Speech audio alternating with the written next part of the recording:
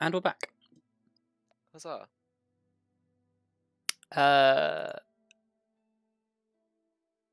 So, Where did we? I guess we ended with Arya and Kelariis talking about Kelariis' letter, and then Grim and Vondal left to send a message.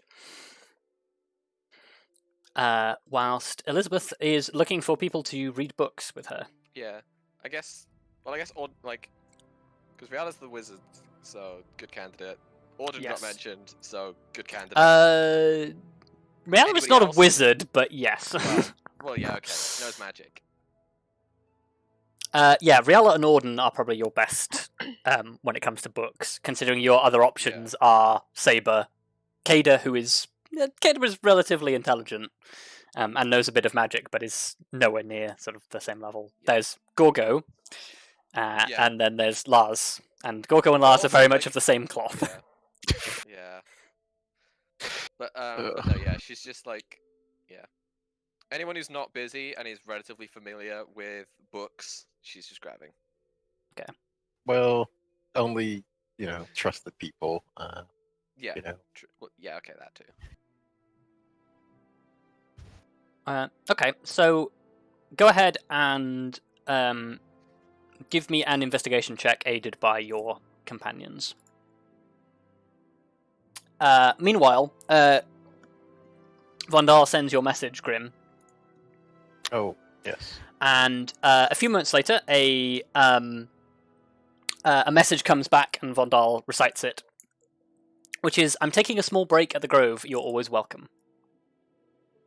Can't believe that we got a location. Yeah, that's really convenient. Well, you asked for a location. We did ask for a location. Well, I think we've asked. I think what he means to say is he wasn't expecting so convenient and known a location. Well, and also a bit more of a search. Also, I would totally have been in character for just be like, oh, I'm somewhere in the woods, like on my way to somewhere. Yeah. Yeah, not quite sure, but yeah. But no, yeah, Vondal sort of looks across and says, "Well, that's fortuitous, at least. Not too far to go." Yeah. I think. Oh, let's see. It's only a couple days away.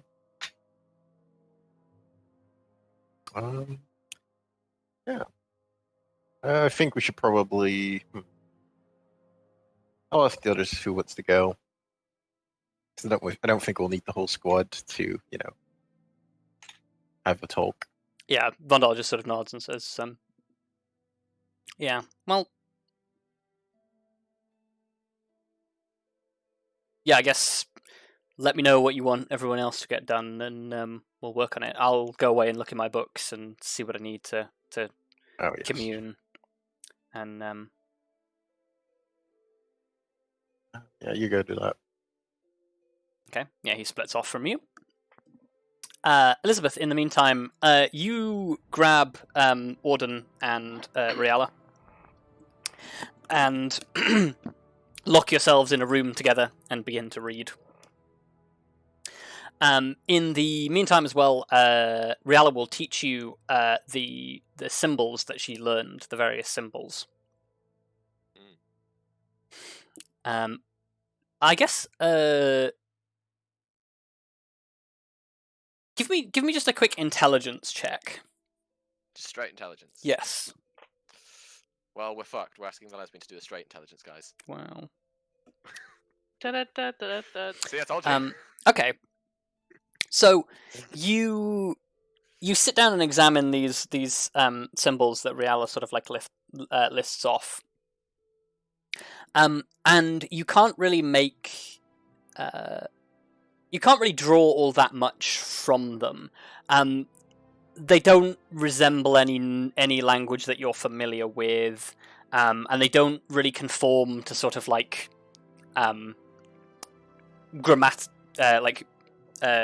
they don't conform to any form of standard grammar.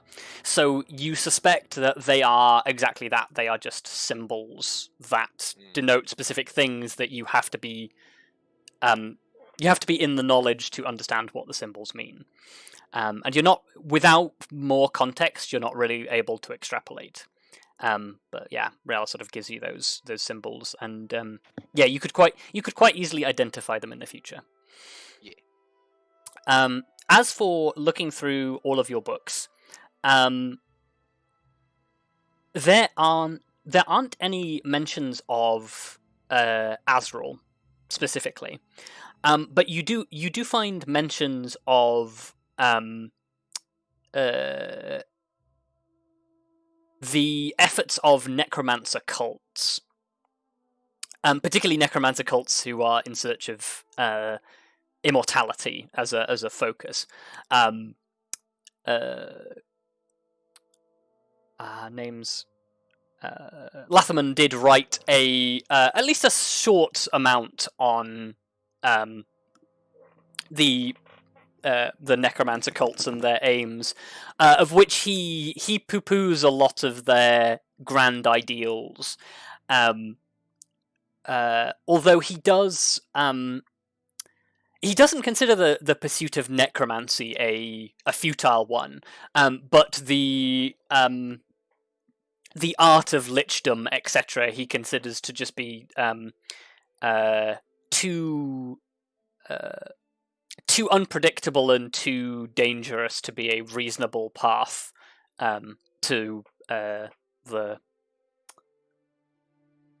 legacy of immortality. He is more interested in things that can extend the natural lifespan and methods of conversion.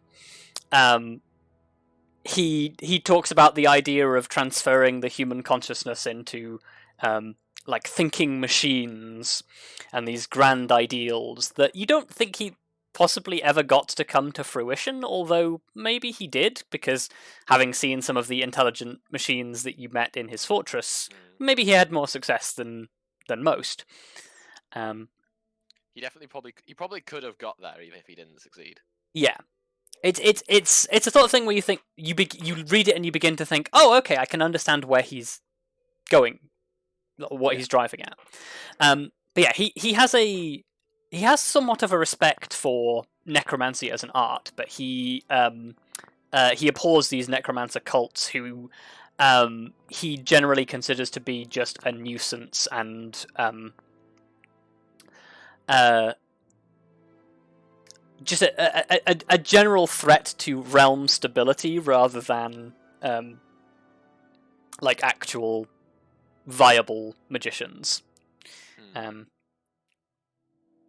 He does mention he does talk about necromancers that they've sort of the Council of Eight had to deal with in their time, though he doesn't ever talk about them specifically. Okay. But yeah, from what you gather, the sealing of the Black Ziggurat and the Forbidden City was probably done by the Council of Eight as part of a thing of keeping necromancers under control. Yeah. Unfortunately, you do not have all of the resources you need to take further information. Yeah. So it's possible that the Council of Eight did it, and therefore they're a contemporary of Lathamon, and Lathamon just hasn't gone into further detail. Or alternatively, that Lathamon just predates the whole thing. Yes. Considering the idea of your getting of the timeline of Lathamon's lifespan, Lathamon was definitely not the first member of the Council of Eight. He was one of the original members, but he definitely was not the first, so it's possible that they predated him as well. Okay. But yeah, definitely there's talk of them doing it in the time while Lathamon was a member of the Council of Eight. Okay.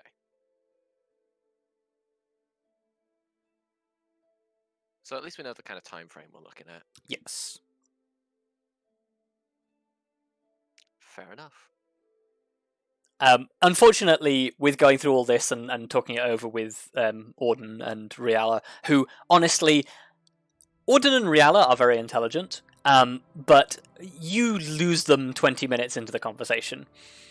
Yeah, okay. Because yeah, this is all operating on just a much higher level. Yeah,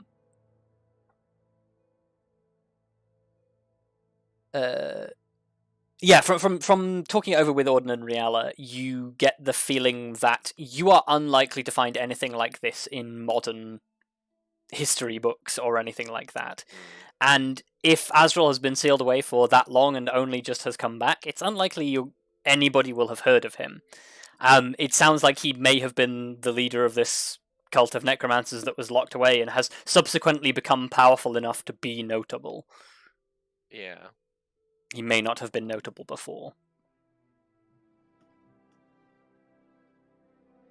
Well, I will thank them for their help nonetheless, and yeah, basically in character Elizabeth writes all that down to present to Grim and the rest of the party. Okay. But at some point she will share that information. Give me an insight check while you're at it, by the way. Oh, okay.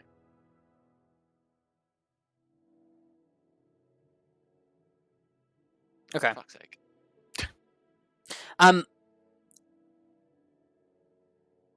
Just from your brief interaction, Auden is very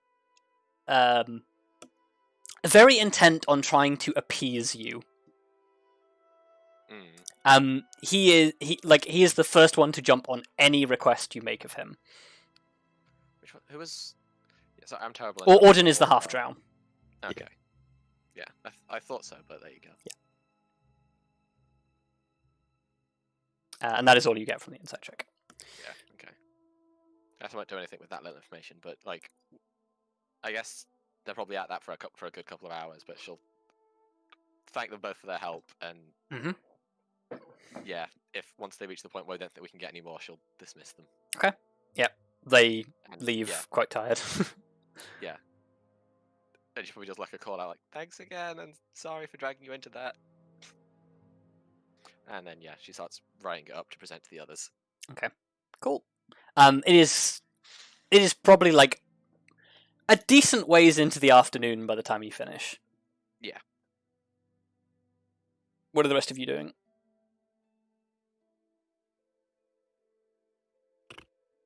Just wandering around, getting things in order, seeing how things are progressing, nothing specific. Okay, so yeah, just sort of patrolling around, making sure everything's in order. Cool. Anybody else? I guess we should probably put our stuff away. Okay. Sorry. Yeah, unpacking and whatnot. Okay. But no, I ended up buying a sword for Tallithsyr. You did. And also, I probably want to go see her because it feels very mean to not do that. Okay. Yeah, I guess while we do that scene, Arya, you are unpacking your things, and basically as you are going through the bags that you had with you last night, you find a letter. Wow, what a surprise. What a surprise. I did not know about this letter. Okay. Wow. There you go. I actually wrote it. I knew you were going to write it. So. Yeah. I'm forcing Rob to write all sorts of things. Yeah. Okay. So, Kelariis. Yeah. You go to... I guess you would probably find her at some point in the hall training. Yeah, that tracks. She sort of like finishes up her routine of doing swordplay. Sheaths the practice sword, turns, sees you, and sort of waves. Yeah. I think Kelariis is probably has the sword with her in a sheath, but has it wrapped, I guess. You know how when you transport and it's not in use, you kind of have it wrapped in whatever. Yeah. I was just well, I didn't mean to interrupt you if you were practicing. No, I'm done for now. How did things go? Well, we definitely mostly at least accomplished what we set out to do. Got a little bit more than we thought we were going to. I'm sure that if if you're at dinner tonight with and everybody else is there, we could tell the story in a bit more detail, because I'm sure that I'll leave things out. But She nods. At the very least, we succeeded and got a good deal of information from headed down there. It's a very different sort of place. Yeah, I can imagine. Used to hear sort of stories from travelers who were coming up from the south about, well, how, I guess, varied it is down there. Yeah, it's varied is definitely one of the words I'd use for it. I will say there's more structure than I was expecting from the stories that I heard growing up and just over the past years.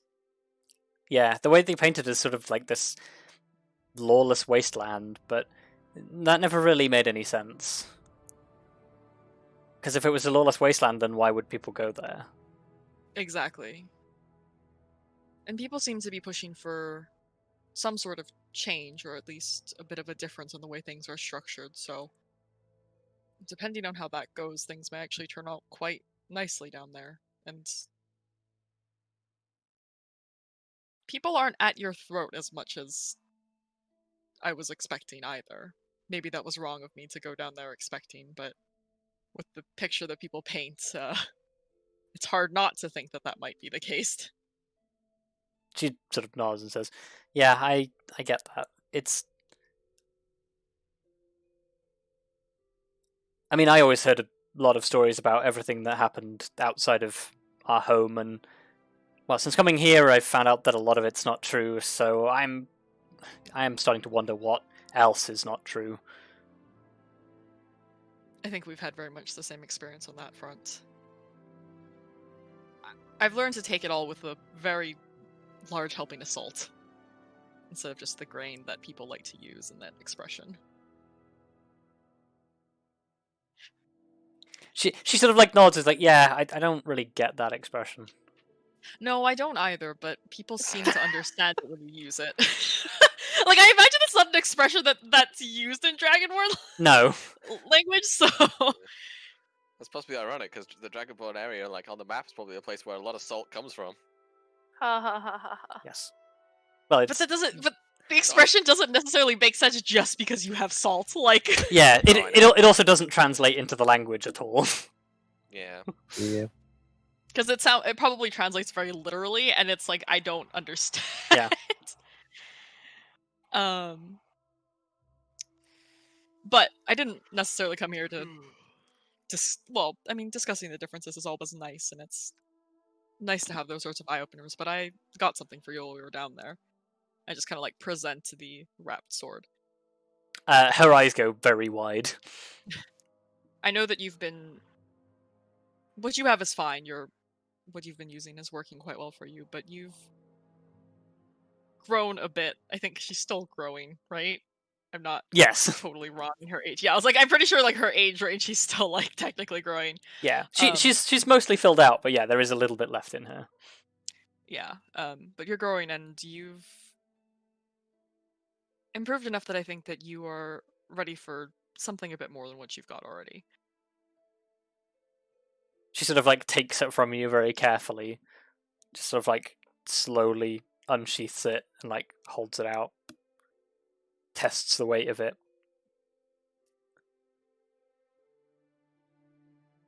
It's a lot lighter than your old sword.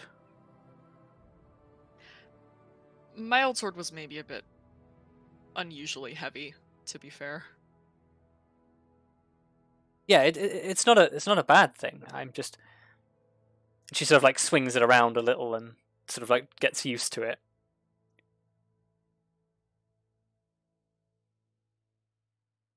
Thank you. I think the weight suits you more, the way that you fight. She sort of nods and says, I always found with your sword that I had to put... Well, there was a lot more I had to put behind it, but this one, it's more flexible.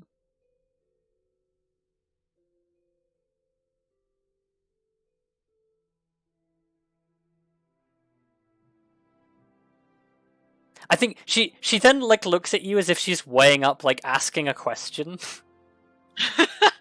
I kind of just like tilt my head a little, like Kelariis kind of just like tilt her head a little bit, like waiting. Does it have a name?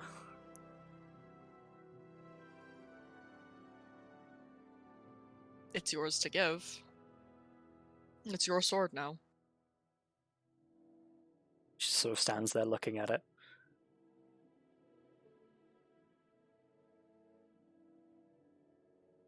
And some smiths will name their own creations, but this one is... It's for you, so...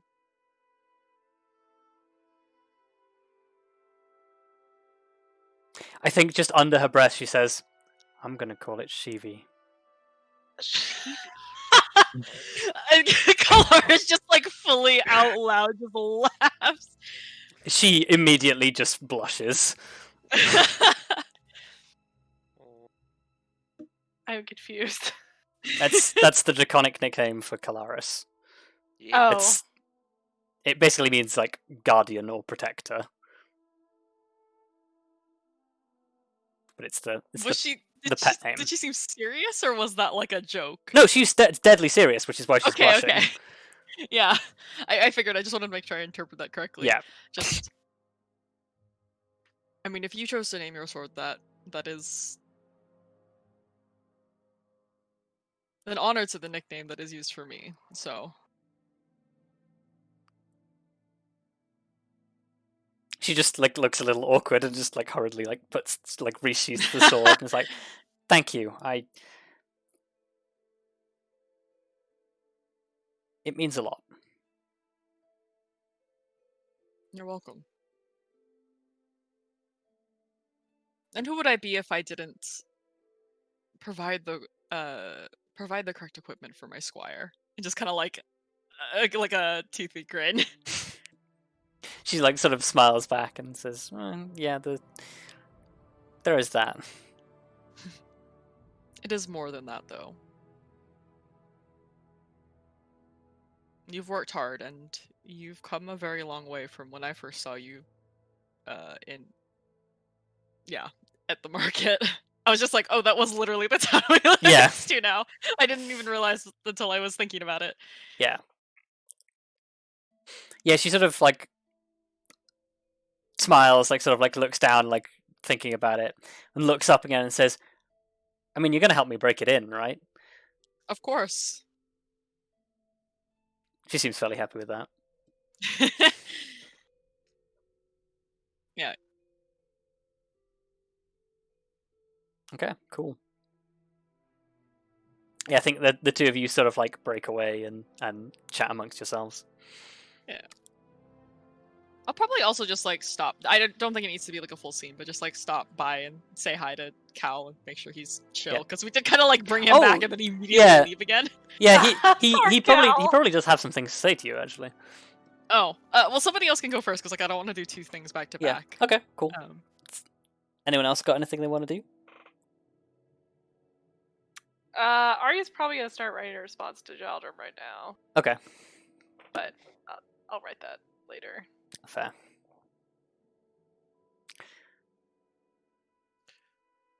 I mean, I guess Elizabeth's probably going to spend the afternoon just like chatting with the more familiar faces. Okay. Like, say hi. Like, I don't know if I don't know if it needs to be a scene, but like saying hi to Sidani, making sure she's okay, saying hi to just like the main host of our group back here. Yes. Yeah. All the non-grunts. Yeah. Yeah. If you do manage to find Sidani, she is very busy. She has a lot of people to manage now. That's good. In that case, I might actually need help. If she wants a hand. Yeah, you can probably find a way to help her out. Yeah. She's super busy and is a bit stressed. I'm going to try and help. Yeah, she's certainly among the busiest members of the crew. Yeah. What with having to run drills and make sure everybody's in the right place and that nobody's having any accidents because they're training next to like people who are trying to do building stuff, and that people with building stuff aren't being hit by stray arrows. Oh god. Yeah, I'm definitely course it helping her out are. with that because that sounds like a lot of work for Yeah. one person to do.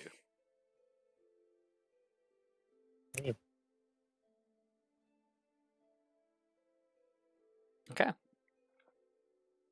And Grim, you're just sort of doing your own thing, patrolling around. What do you have? Yeah, something you well, I want to do? guess considering what Vandal said, I might also see what we can do to get those masons. Yeah. Yeah. So within the well, not within the letter anymore because Vondal took it out, but Vondal shows you the letter that was included in the missive, and there is basically like an unsealed letter of recommendation from the princess saying.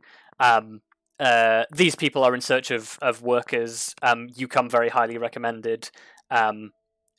Please consider this a formal invitation to apply for apply for and negotiate a contract with them. So you can basically just send that along with anything that you want to say to them. Okay.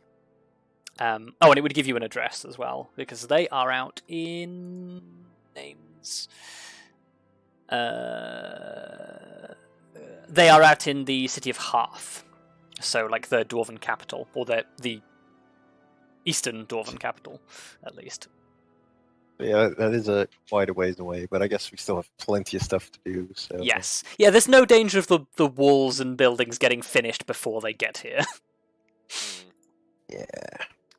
Considering you've been gone like 3 weeks and you barely have foundations. Yeah, Turns about out 3 building weeks to things get here. takes a long time. Correct. really does. Especially when that thing is a giant castle. And you don't have like modern technology. Yep. It's almost as if the pyramids took literally years to build. Yes. Well, Yes. admittedly, you have more technological advances and various magical No, yeah, aids true. that make it slightly easier than building the pyramids. Also, No, I not know, nearly I'm as grand a just saying. scale, but yes. I'm also just saying. Rome wasn't built in a day. No. That's the saying. What if we could build it in a day? Wow, that'd be wild.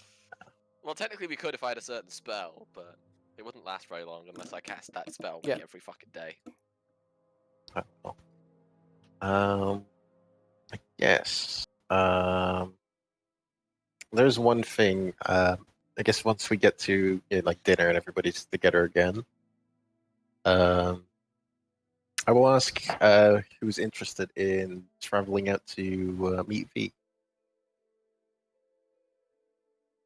Try not to what? Travel out and meet V at her grove. Oh, right. To talk to her. Because I know we don't get a lot of opportunities. Yeah, I'd be down. Anyone else, or is this going to be an Arya and Grim adventure? Well, Yep. I would like to, but I get the feeling there's probably other things that I could be doing. I guess you will. You're the only one that is actually busy. Yeah. Yeah. Well, Yeah, I mean, I can come down with you too. Unless, because I can't really think of anything that would really keep me around here.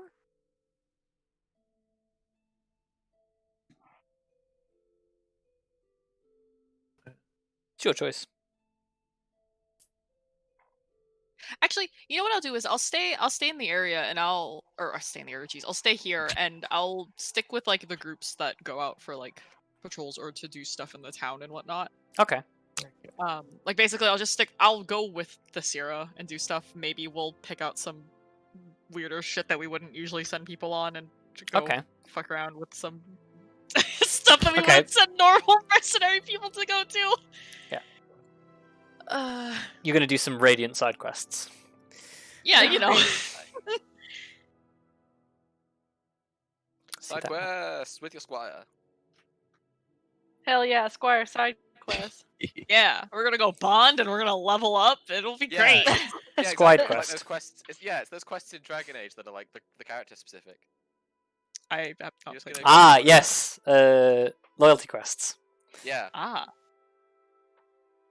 yeah. You're just gonna do a side quest with that will bond you with them, and then Plus Because 35 there's no relationship. bond between them yet. yeah, it has No, the potential for a definitely. blossoming Well, relationship. if you want you to. don't do the loyalty quests until you already have positive friendship with them.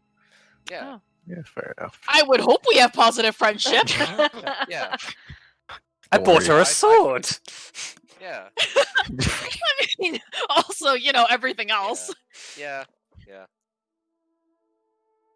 I still haven't made a Dragon Age Inquisition playthrough where I flirted with the scout. I need to change that.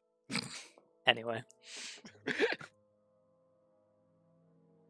So, yeah, I guess in that case, this gets discussed over dinner. Tallithsyr is briefed on the goings on of what happened during your adventures. The sanitized version. Yeah. The sanitized version. Yeah. Well, Sedani as well, I imagine. Is Yes. important. Do you want to brief the rest of your elite squad, or? I guess kind of like Loris takes care of them, and I don't want to take his position away too much. Yeah. Or, Okay. Like, Yeah, you can leave it to Lars. He can do his thing. don't want to undermine him. Yeah, you sort of you look over during dinner as like they're basically all grouped up on one of the long benches. There's like a bunch of other people like sat near them, but it's very much that school canteen vibe of this is the one group of friends who always sits together. And they seem to Sit with us. they seem to be getting on fairly well together. Like you notice that Auden is like he's sort of like sitting on the edges. He's not quite like part of the clique yet, but he's definitely doing his best to be involved. He hasn't been forcefully ejected, which is Yes, good. he's not been ejected. God. It's Elizabeth, a very He hasn't been low bar. Regina Georged. Oh yeah. Oh, good. Well, at least getting there. Elizabeth probably like makes a little like she does that thing where because obviously there's no paper planes because we don't have a concept of what planes are, but she does that thing where you just take a piece of paper and you fold it in half lengthways over and over again so it's really thin and then you javelin it across. Right. She just throws it at Gorgo and it just says hey Gorgo, there's some food on your shirt. Wow. Even when there isn't, she just wants Okay. to try and make a look. Wow. She opens it, looks at it, looks down, looks back, and just gives you the finger. Yeah, Elizabeth just breaks down laughing.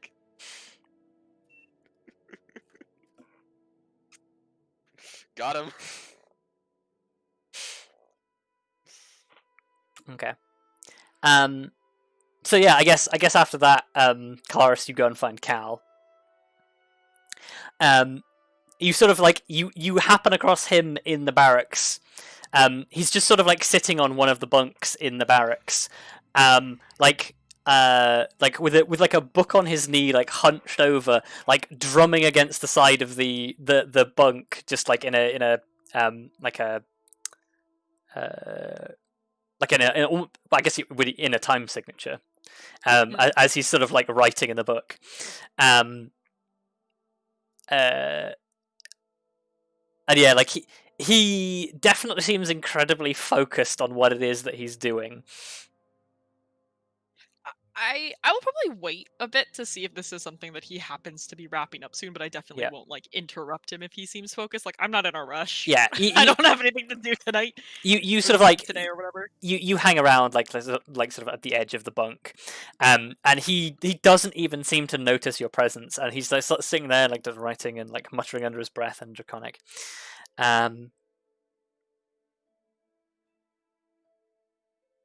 And I think he messes up his tempo at one point, scribbles a little bit in the corner of the book and just snaps the book shut, and then in Draconic just goes, "What a load of crap," and just flings it to one side.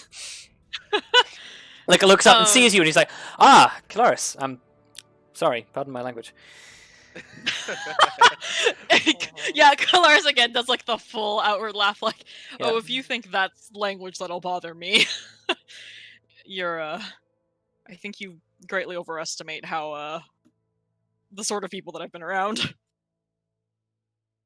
Yeah, he's sort of like scratches the back of his head and just says, "Yeah, I guess I'm just used to everyone around here is well, they have such a formal opinion of you and your friends. What do you mean by that? Well, they see you as leadership. I guess that is a bit unavoidable considering the position that we're in and how everything started, but I don't see a reason that you have to be formal just because somebody is technically in a position of leadership. Some people might like it that way, but I just kind of like wave my hand a little bit to be like, you know. Yeah, he sort of nods understandingly and says, "Yeah, well, I've not been here long, but I've been here long enough to understand that if you swear in front of Sidani, you've done something rather foolish." Well, Sidani, I think, is probably one of the ones that cares more. So I shall watch my tongue. Although she can't always understand what I'm saying. I'm sure she can puzzle it out. She's smart very enough. quick. Yes. Quite the critic as well. Yeah? What makes you say that? Well, she listened in on a few of the things I was coming up with and certainly had her fair share of feedback. That definitely sounds like her. At least she's honest. It's better than flattery for the sake of it.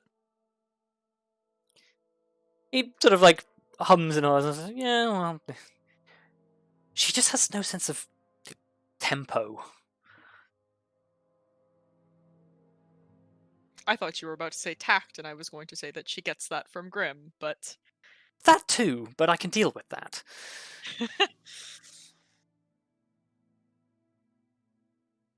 Were you working on something new, then?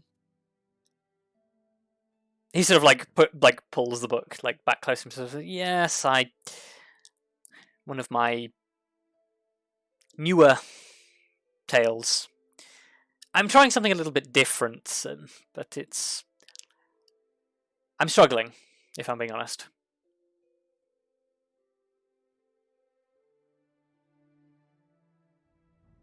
Well, I'm not much of a hand for music, but what is it that you're trying to do? I think I'm a hand for music. Here's where I forget that Kelariis can play an instrument. No, okay, she can't. No. There is one person in Sparta who can play an instrument. Yes. She's not here. No. Yeah, so he sort of he looks a little like uncomfortable and says this, "Well, I don't know about performing to a live audience. I tried it with Tallithsyr, but she seemed to think that I was being a bit too liberal with things." Well, now you've got me interested. Don't let me. He sort of like push you if you're not ready, opens the book and says, "Well, it's about the dragon." Ah. You see, I have this picture in my head that, well, I know how it happened, and Tallithsyr has told me time and again it came out of the forest and it surprised you, and then it was sort of a scramble, but I think it's so much better if it's in the middle of the night and the two of you are on the path and you have this exchange. It just works so much better as a heroic story. Your story isn't heroic enough? Can you change it? Yep. Well, technically there was a bit of an exchange, but... I mean... I guess it depends on whether you want to preserve the facts of it, or the... I want to say vibe, but that's not the word Kelariis. The vibe. Vibe The check. vibe. Oh god, why am I struggling? You vibe check the dragon. You vibe check the dragon. You kind of succeeded. Yeah, that's basically what happened. The dragon showed up and Grim was there, and Grim just yelled, "Vibe check!" Except the And the dragon dragon was was not pleased with us. No. Yeah. He was not vibe vibing check. at all. Yeah. Anyway, Like, Well, the fuck. Yeah, I guess. Yeah, I guess. It's. I guess it depends if you prefer to preserve the facts of the story or the eventual confidence that it inspires, perhaps in others. he sort of nods. Yeah, it's difficult. On the one hand, the truthful story is, well, it's equally inspiring, but if you can't draw the reader in with the beginning of your song, then they aren't paying attention to the rest of it. They don't care about the other details. And every good story is made by its starter. You have to have something to grab the audience. It's just how it is. And wandering along in the path in the middle of the night, well, for starters, and forgive me for saying this, it doesn't quite sound believable. But it also isn't as catchy.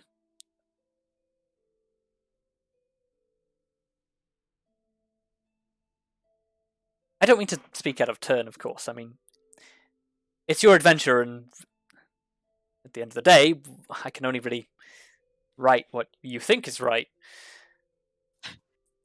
No.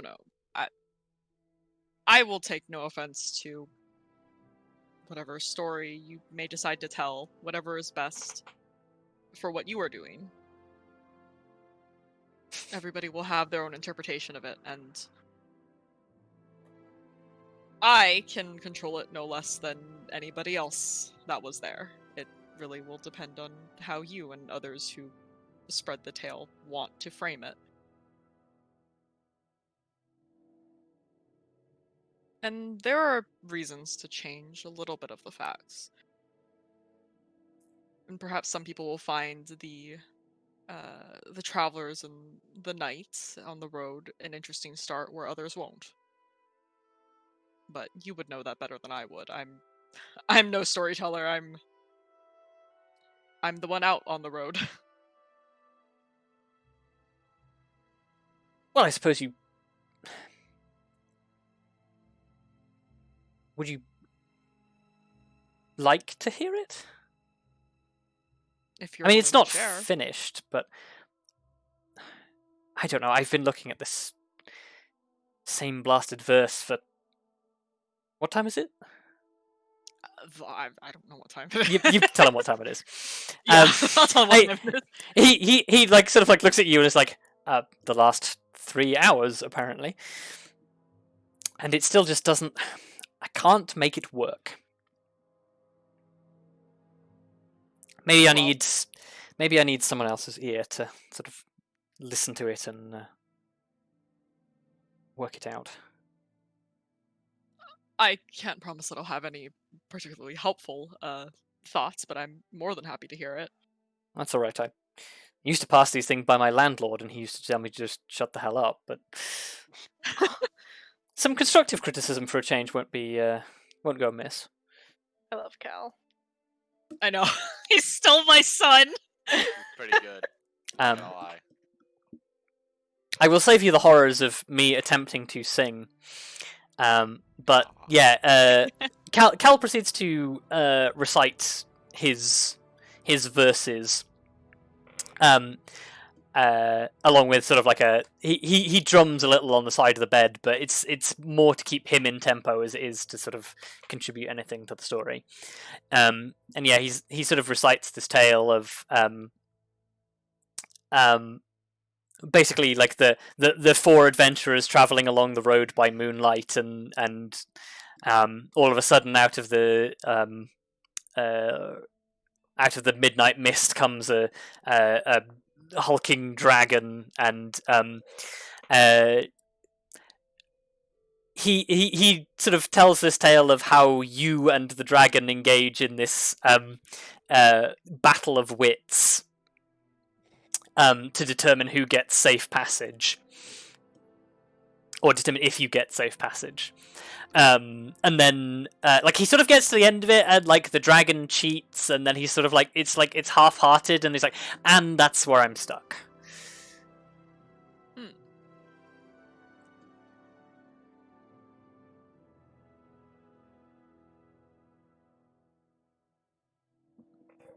It does not evade your attention that he is definitely painting you as the hero and not anybody else. Oh. Wow, I wonder why. Aw.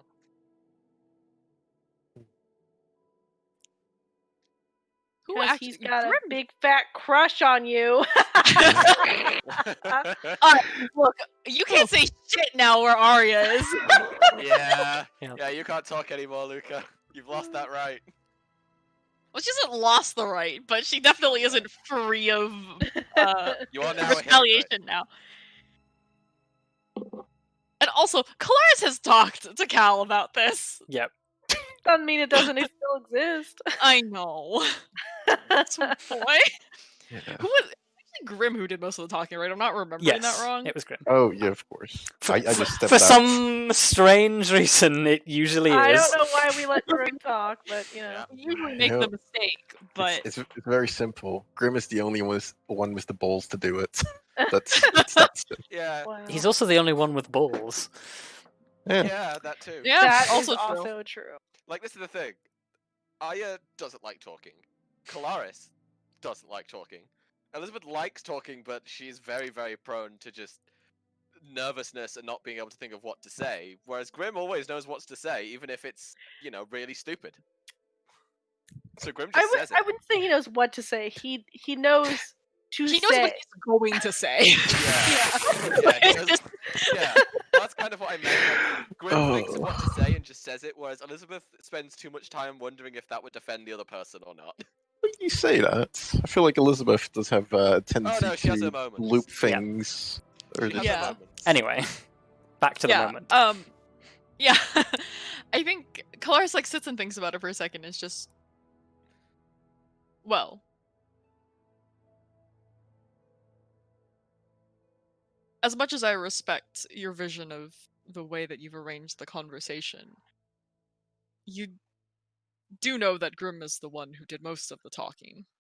His wits are, well, let's not quite call them wits, but his way with words definitely. His way with words is definitely, I think, a crucial part of the tale. Yeah, Cal sort of considers that for a moment. Says, "Yeah, I had thought of that, but well, I was going to paint it as the whole sort of the standard epic, the metallic versus chromatic, the grand theatre sort of thing. But yes, I suppose you're right. Actually, that's not a terrible way to frame it."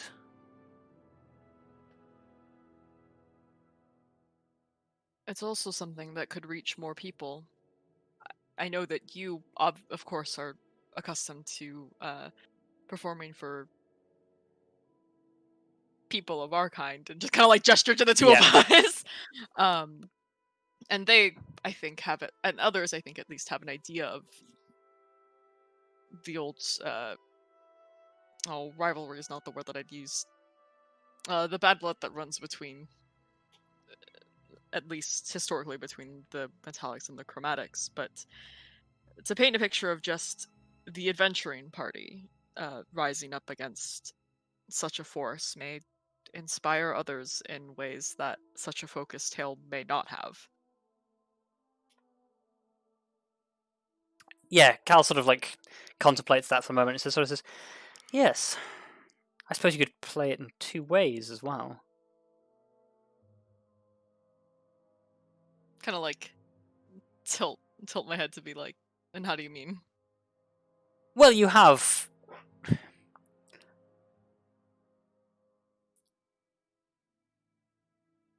at least on the surface, you have the You have the captain standing up for his men, the taking the point of leadership, but you can also take it as a literal level. He sort of like looks around. Apologies for using these words, but the little man standing up to the big threat. That's racist. No, but I get where he's coming from though. Like he's got a point.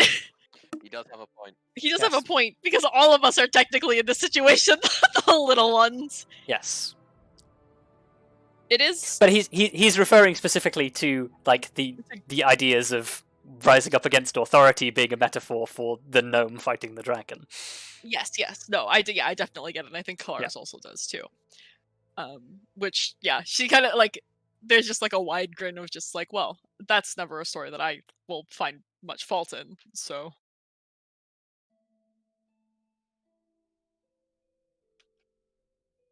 Maybe just a different way of looking at it. Maybe that'll help you get through that the next verse you've been trying to write. I think he like thinks for a moment, like looks down at the book, thinks for a moment, looks up at you, like sets his jaw defiantly, rips the page out of the book, screws it up, throws it away, and goes, "I think I know what to do now." Well, don't let me keep you from it. I am gonna need that, but there's actually some good bits in that. Yeah, I'll go and like pick it up and like hand it back to him. He sheepishly accepts it. Oh, that is the most relatable thing. Yeah. I think I've ever Well, said. welcome to writing. Right, Yeah. honestly though. Just, I don't need this page. It's like, wait, I no, need that actually I page. do. Wait, actually, that had good bits in it. I need to fish the No, good wait, no, bits hang on out. a second. I actually got some good ideas there. It's like when you Concept- delete an entire like 3 paragraphs and go, wait, no, actually, hold on. Control Z. Well then, no, some of that was good. Yeah, I All think is this one sentence. This one sentence is good, but the 4 paragraphs around it are shit. that's the mood, honestly. Yeah. Yeah, Kelariis probably just like hands back the paper and just like gives him like a solid like pat on the shoulder, like, Yeah. I'll leave you to that. Good luck. He sort of nods and like waves you goodbye and gets back to sort of writing up what he screwed up, Oh. both I love literally and Cal. figuratively. Yeah. I love Cal, he's so sweet. Yep. He's doing his best. I'm so proud of him. Well, that's the plan, isn't it? Get you to love him. Wow. I love him, please. All along con.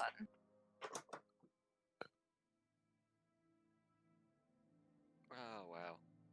Yeah. Okay. So I guess, does anyone have anything else to do, or is that a day? I think that's a day. Yeah, pretty much. It is a day. Guess like most like Grim might say hi to Sadani, and that's about it. Yep. Okay. Politely. Cool. So yeah, you all sort of get your last few things done. Those who haven't unpacked their things unpack their things, and you take a long rest. So everybody go ahead and do your health and sort out spells, etc.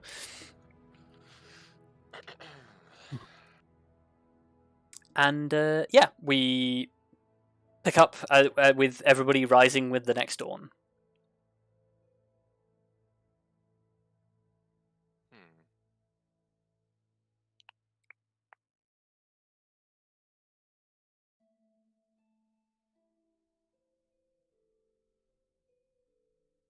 Before anyone says anything else, I'm going to alleviate how hot I am. I will be right back. God, it's warm. Yeah. Rip all of you. Oh, It's- are you not overheating? Not yet. Tomorrow's gonna be worse for me, but today's so far been okay. I've got a couple of hours before it gets to the warmest point of the day. Right, I'm back. I'm better. Okay. Nice. Just slowly dying. So yes, next Yeah, morning. but- Next morning. Oh. Um, Well, I guess we'll set out. To visit V. Okay. Yeah. So Kelariis, you are helping to do some things with your crew in the fortress. Elizabeth, what are you doing while the others are setting out?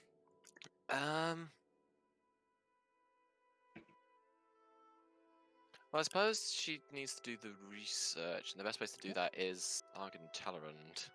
Okay, so you're going to go disappearing. So, I don't know if she wants to do that straight away, or... Oh, that's a thing that Kelariis and Tallithsyr could do on their way. Vondal needs 250 gold worth of incense and 4 ivory strips worth 50 gold. Yeah. Oh yeah, we can run errands. Okay. Or we just take. I'm assuming there's like a stronghold fund that we kind of just take it out of, or guild fund even. Yeah, I think that's in the bag of Oh, yeah. holding being monitored. Oh. Yeah. Yeah. Well, that's like fine.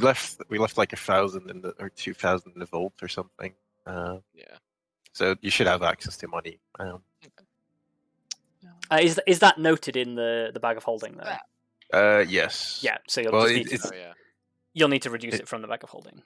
Yeah, amount. I'll find the bag of holding. Yeah, but by which I mean the Google Doc that is the bag of holding. Yeah. I Yeah, have I it couldn't. up. It wasn't Yeah. saved anymore for me, so I was like, "Ah, fucking rip." Oh, actually, we have 500 gold's worth of incense at the keep because What? because we got like a buttload. I can't remember when we got a buttload, but Oh, we Yeah. might have picked it up from somewhere, huh? Well, in that case, all Yeah. you need is Okay. 4 ivory strips worth 50 gold. Okay. All right. Well, 50 gold is out of the So funds. that's Where is- 200 gold worth of ivory strips. Is it just off this number at the top, Minnie? Or whoever's in the bag? like I thought I noted it separately, but you can take it off the top, considering like we've basically been here all the time for now. I mean, I guess Elizabeth would try to like I'll just take it off the grab top. Grim before he goes, just to clarify Yes. clarify 2 things. Those things being A, that he wants to go up to Argent to do this research. Yep.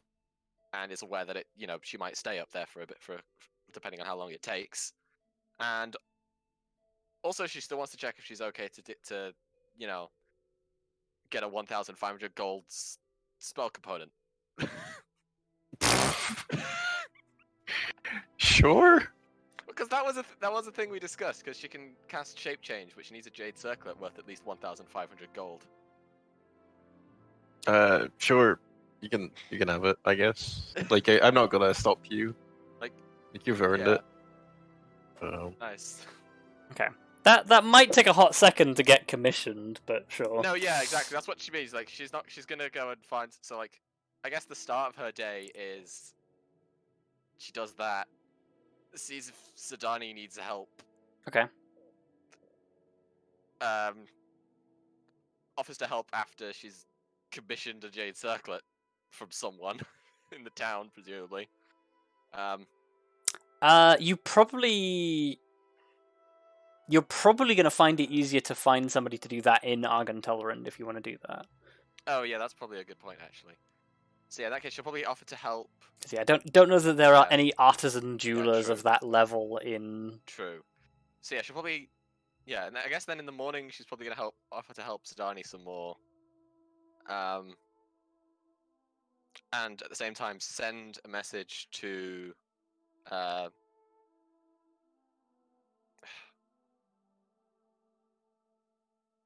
names. Lady Felkir. Lady Falke, yeah. That she'd like to use the teleport circle to arrive in Argent sometime in the afternoon. Okay. Yeah, she's quite happy for you to do that. Cool. So then, yeah, she probably spends the morning helping out, and then in the afternoon goes there. Okay. To do research, either on hopefully finding some first age books that maybe make reference of these necromancer cults more, or alternatively, just whatever ancient magic apparently allows people to go toe to toe with a god. Okay. As Not that she one expects does. either of that to be easy to find. No. Okay, so considering it's going to take the guys who are going to V's Grove at least like a day and a half to get there and like a day and a half to get back, that sounds to me like we have 3 days of downtime. Yeah, something like that. Okay. Yeah. So, I guess Elizabeth, go ahead and make me an extended investigation skill check. Kelariis, between you and the Seer, can you roll me a D100? So just the one D100. Just one D100. Those are bad rolls. Cav, are you done rolling for? Yep. Yeah, that's my extended check. Fucking. Okay. Well, that's good or bad, but Cool. So I guess we will come back to those. As Arya and Grim, you spend a day's travel. Let me see if I still have this archived somewhere. I think I do.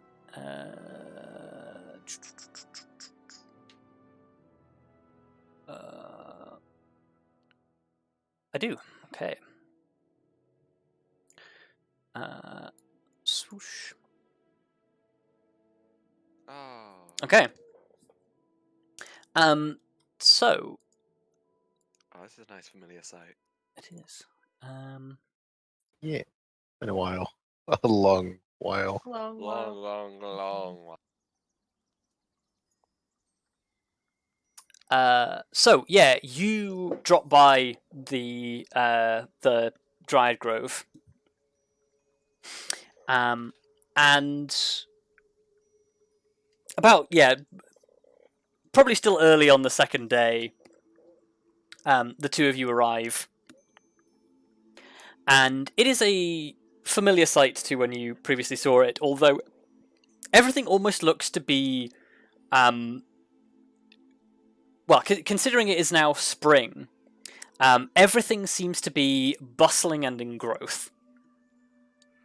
And that is reflected again around the dryads that you can see as you walk into the grove. Many of them are now sort of like they have a greenish tint to their barky skin, and many of them are sort of like their long heads of flowers and things are beginning to grow out. They are sort of like all watching you with grand curiosity as the two of you and Lyra stride into the grove. Some of them obviously recognize you. After a short while, V and Lily appear. V with a great deal of excitement just yells, "Grim, Arya!" and like runs over and like hugs both of you. Lily just sort of like stands back a little and offers like a shy wave as the two of you, or the three of you, embrace. And V sort of says, "I'm so glad you could come. I got your message, and well, I thought this would be better to talk about in person." Okay. Well, it's good to see you too. But yes, what is? I guess we might as well get down to business immediately. V just sort of nods and like sits you down in the grass. Lily just sort of wanders over and like leans down next to you and just sort of regards you with curiosity. They seem interested in what's going on around between you, but doesn't seem to have anything to contribute at this point.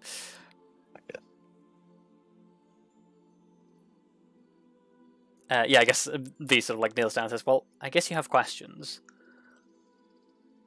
Well, I guess since you were excited to tell. Well, I guess it's always just good to see us and you. Yeah. Well, you mentioned you encountered the Dread Legion. She nods and sort of like turns to Lily, who nods as well. And she sort of says, "Yeah, we had a run-in with some small groups. Nothing we couldn't handle, but just, well, it wasn't good that they were getting involved in stuff. And we wanted to put a stop to that." Like, where was this? she basically like sort of names a couple of small elven hamlets that probably none of you have been to before. They're very sort of like off the beaten path. But Arya, you probably would have heard of them. Mhm. And she sort of says, yeah, there's a couple of places out to the east and to the north of here that, well, people have been going missing. And when we found out that, well, that we thought the Dread Legion might be involved, we wanted to find out what was going on, because obviously we didn't want a repeat of what happened in Silverbrook or here. Yes. Fortunately, I think we managed to stop it before too much happened, but we still don't really know what it was that they were planning.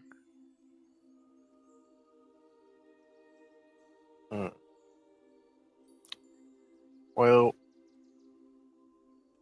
considering what we know, it may have been, as weird as this may sound, Dread Legion rebellion against the Dread Legion.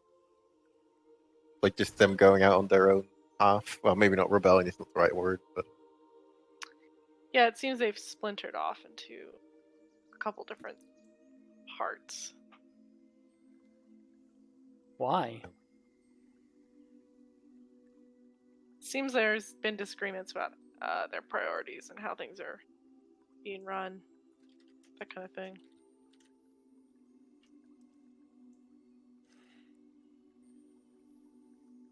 V sort of like Pretty much. looks concerned about that. well, it's both a good and a bad thing. The good part is that it means we'll be able to find them. The bad thing means they're going to hurt a lot more people right now. Yeah. But yes. I get like V sort of turns to Lily and just sort of says, "I guess we're putting the whole missionary thing on hold then, for at least for a little while." Lily just sort of nods and says, "I know it's not what you wanted, but we're still helping people." And V just sort of like nods at that and says, "Yeah, you're right. And there's no reason we can't do a little bit of it afterwards as well. I mean, once people are safe."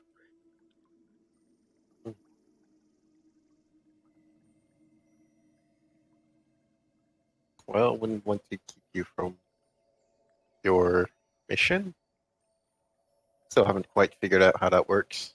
What do you mean? Oh, you're spreading the word about life and death. Oh, yeah. I guess this kind of leads into the second thing you were going to ask. Yes. So, well, you first. Yeah. So, like, well, I guess, like, we're pretty sure the Raven Queen knows some things that we could really do with knowing, or would really like to know. Mm-hmm. And therefore, we're kind of hoping you might be able to point us in her direction. Maybe do a little introduction. So we can have a talk. V looks a little uncomfortable and a little sad. And she sort of like thinks around and just sort of says, look up and says, well, I don't know about pointing you in the right direction, and I could get in contact with her, but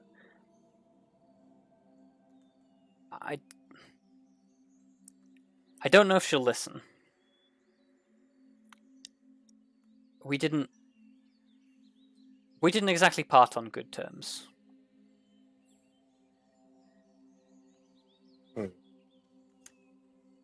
What happened? So, I spoke to her a couple of times to ask her questions about... Well, she has this big plan, and without sort of getting into it too much, basically, she and I want the same thing, which is for people to have a choice. And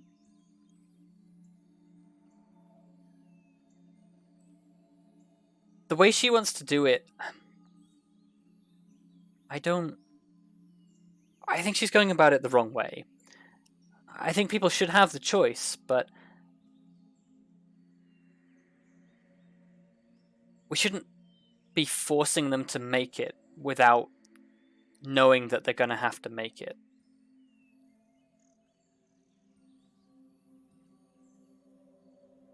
Yeah.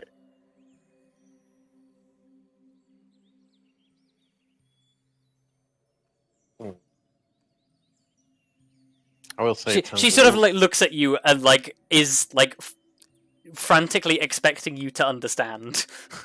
I guess so. You want to tell people that if you want to tell people in advance that if they die, that they're gonna have to choose. She nods. And that the Raven Queen wants people to die and then learn about them having to choose. In that order. Yeah, pretty much. Well, they not necessarily die for the sake of dying, but yeah. There's a little bit more to it, but that's basically it. I see why that is a problem. But the reason we aren't really speaking is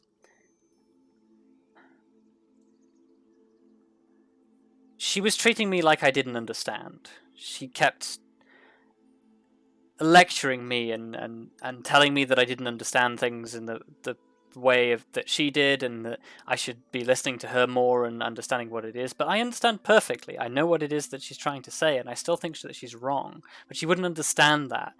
And, well, I started to feel like she was using me.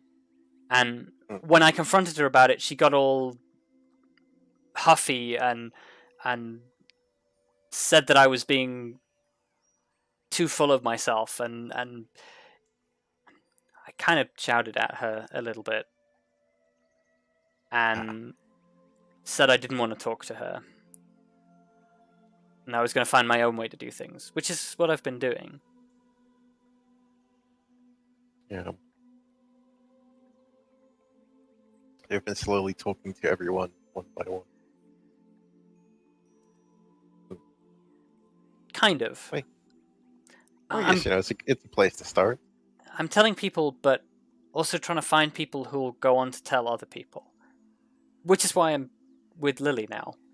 Lily and I are going around and talking to people, and Lily's really good at finding people who are good at listening and understanding where we should go next, and I'm good at talking to people and convincing them.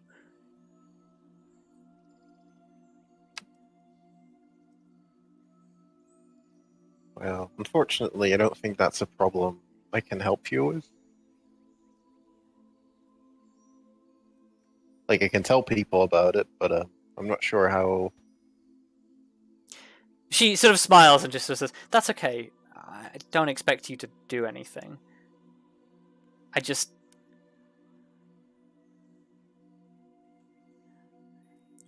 As long as you understand, and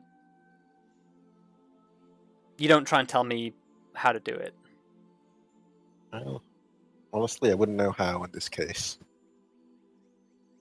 Oh well.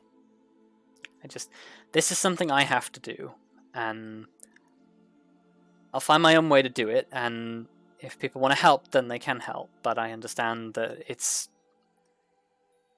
I don't really fully understand it myself yet, and I don't expect people to understand either. We'll get there in time. Eventually. Things grow over time. A lot of time. Smiles and nods. Oh yeah, I'm actually just looking around. I guess The concept of Yeah. growing is something I'm sure they're very familiar with. You know. Yeah, sometimes people just need a reminder. I don't think Fee needed one, but you know. Yeah. Hmm. So, yeah, if you really think it's needed, I can ask, but I don't Well- expect it to be it's not going to be a pleasant chat. It's going to be, she's probably going to want something. Well, I I guess. always expected we Oh. wouldn't just get her help for free necessarily.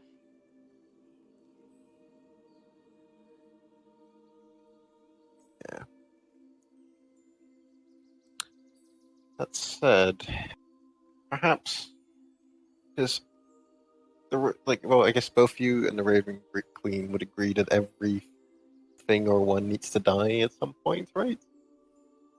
That's part of your philosophy. Like it might be a million years, but at some point, she sort of nods and says, it's a very blunt way of putting it, but I suppose you're right. Yes. like there's no specific time frame, but 'cause I think Everything has to go back to Gaia at some point. It's the way it should be. And there are some people who don't get that. I mean, I get what you're trying to say, like the Dread Legion are part of that, but they're not the only ones. no. But I was thinking this one in particular has the one that we have questions about has been doing a lot of putting a lot of work into. Well, they're from the First Age, basically. They are old, and they've, by the sounds of it, acquired immortality and have been spreading it in different shapes and forms. So I think maybe if we, maybe that might be a reason that she would be willing to cooperate in that special case. Thea sort of like nods and things. It just sort of says mutual enemies. She did say we had them. Well, Yeah, I mean, there's no doubt that these people pose a threat to everyone, even her.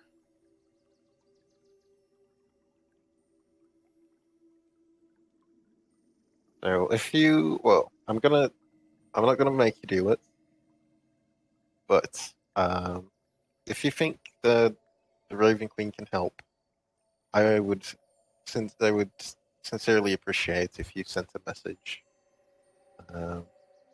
Like, if you want to just tell us that we're the ones that want to handle it, that's fine. If you want to do it yourself, well, I guess I can't stop you.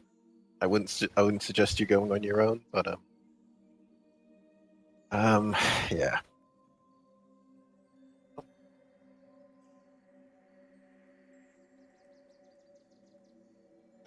She thinks for a moment and says, I'll think about it, but It's been a while. I can ask Yes. at least. Yes. And if she doesn't respond, then she doesn't respond. But if she does, then I'll tell her she should talk to you. Perhaps a name will help. Azrael the Twisted. I'm not sure if that will say tell her anything, but it might ring a bell. V just sort of like thinks about it for a moment and says, it does sound like a villain name.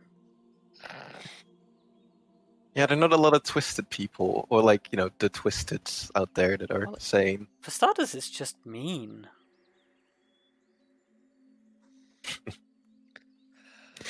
Yeah, it is. I've missed that. You just mean. But yeah.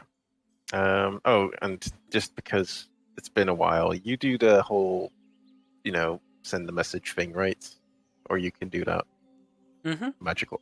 Yeah. Sometimes I get the magic mixed up with people, but sometimes. Sometimes I remember correctly. V just sort of like nods and says, magic is funny like that. I have been trying to learn some different things. Oh, Lily like, has as well. yeah. He just sort of like nods and yes.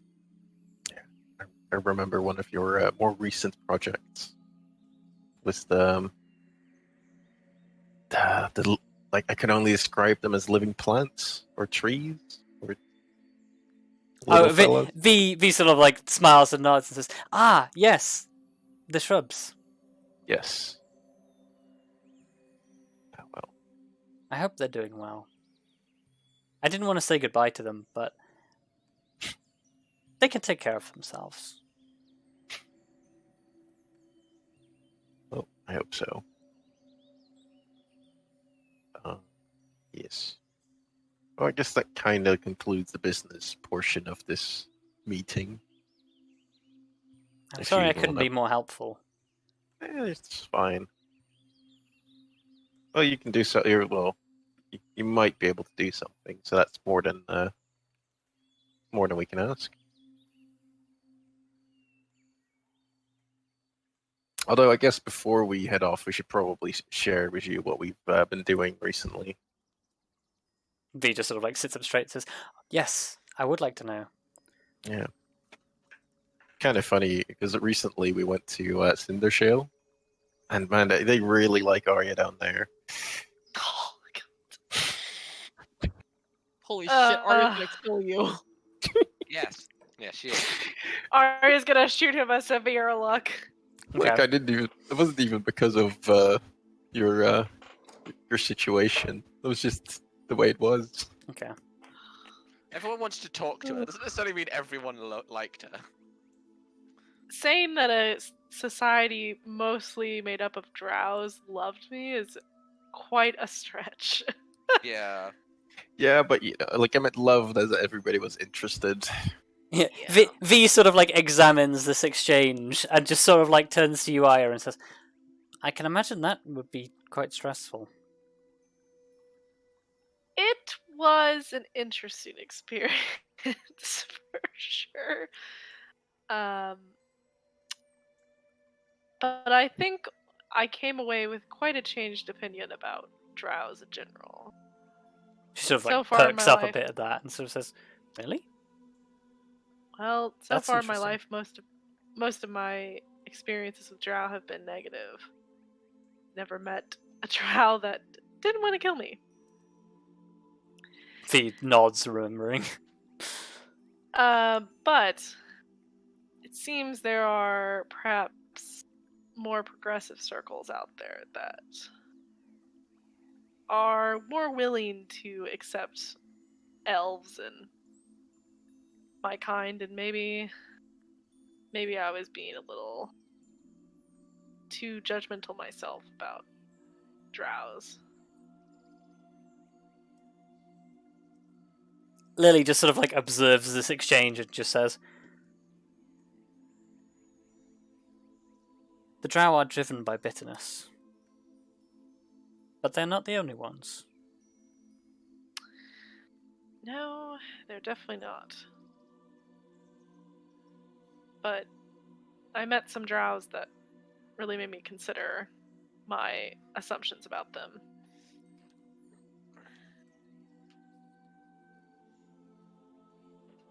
And I think in the future I wouldn't be so hasty as to judge drows on an individual basis. Lily just sort of like rubs the bridge of their nose as they think. So says, "I can understand that. I always try to keep an open mind when I talk to people, but sometimes it's not easy, particularly when they've said things beforehand that make you think differently." It's definitely tough, and, well, you know how I am. Trusty doesn't come easily in the first place, so.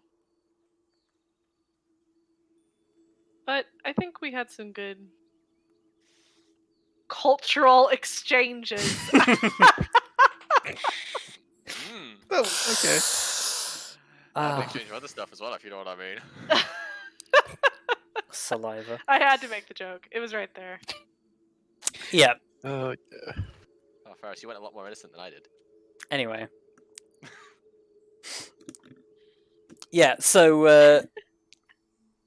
Yeah. V sort of like thinks about that for a moment and says, "You know, Arya, I'm proud of you. That's a very big thing to admit." Well, it didn't happen overnight, but I think that it would be silly of me to judge people who are only trying to help others just based off their race. That doesn't seem very productive.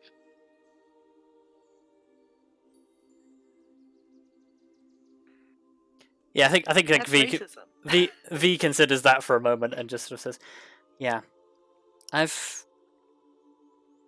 if all of these adventures have taught me anything, it's that people on the outside can be very different from them on the inside, and you have to be very careful what you judge about people." Yes, I think that's a very sound way to go about the world.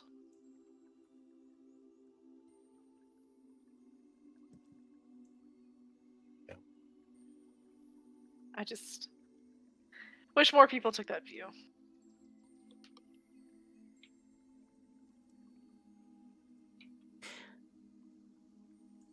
I think V considers for a moment, smiles, and then just turns to you like she's had a revelation, and basically Oh, no. just says, "Maybe they don't know they have the choice."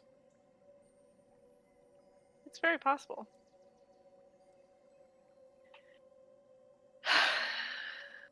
Maybe the only thing that could make them see it is actually... Though, that would be a scary thing for many of them.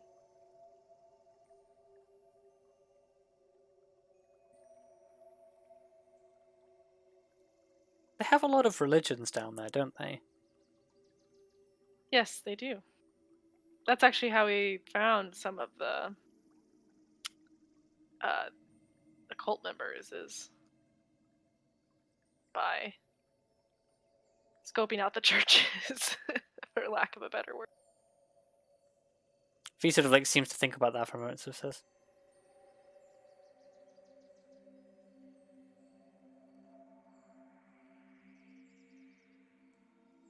"Maybe that could be useful." He's gonna go start a death cult down there. I guess a life cult? Yeah, I was gonna say. I don't know. A choice cult. A Choice choice cult. cult. Pro-choice. Pro-choice. In this house, we are all pro-choice. Yeah. Thank you. But yeah. Yeah, I think he sort of like lapses into silence for sort of a moment, like thinking, and like you watch as Lily just like turns and observes V, and almost just seems to be analyzing V as she's thinking, and then she sort of just like sits upright and says, "Well, I have some ideas, but I think I need to think about them more. You're welcome to stay and look around, and, well, I'd offer you stuff to eat, but what we've been eating here it's probably not what you're used to."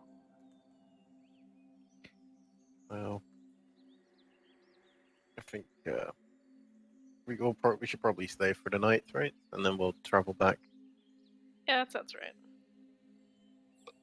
Not much reason to rush back right away. Yeah. I think V just sort of like gestures to the grove around you and says, "Well, grab a bunk." We've slept at worse places, for sure. I know, I was True. there. Yep. My personal favorite is still up in the tree. I mean, trees you can be try pretty good sleeping if you can find the right spot. Yeah. Like Lily just pipes up. Or if you're an owl. Or if you're an owl. Pretty good. Personally, I've never experienced that, but Lily just turns into an owl. I love Hmm. Lily. It's so literal. Lily's great. Such a literal person. Well, hey, at least you've mastered the flying form. That's Something More else than other than the fox. that is better than that's an improvement over what I've seen last time. Okay, but look, they were great even Yep. when they just turned into a fox. Okay. Yeah. I'm complimenting their their abilities. In response to you, Lily's head just turns around and just goes, "Whoo!" Oh, I love them. They're great. Ah, Lily is amazing. so cute. What kind of owl are they? That's the question. Horned. Oh, nice. Hmm. Majestic. Well, yeah, I was gonna say they'd have to be the kind of owl that actually, who's. Instead of screeching like the devil, like a barn Yeah. owl. Yeah. So can you imagine just Lily turns around and just screeches and grins? That would be terrifying, actually. That would be. That'd be a Barn hell owls of a prank. literally sound so horrible. That'd be a hell of a prank if you're a druid, though. You could just be an owl, turn your head 180 degrees to look at someone, and then They just scream at them. yeah, So that'd be good. terrifying. Hmm. Oh, I if would you're an definitely owl, do you could something. actually do the really creepy, we see everything. It's from Toy Story, just spinning your head around. Oh, that'd be terrifying. That would be quite terrifying. But yeah.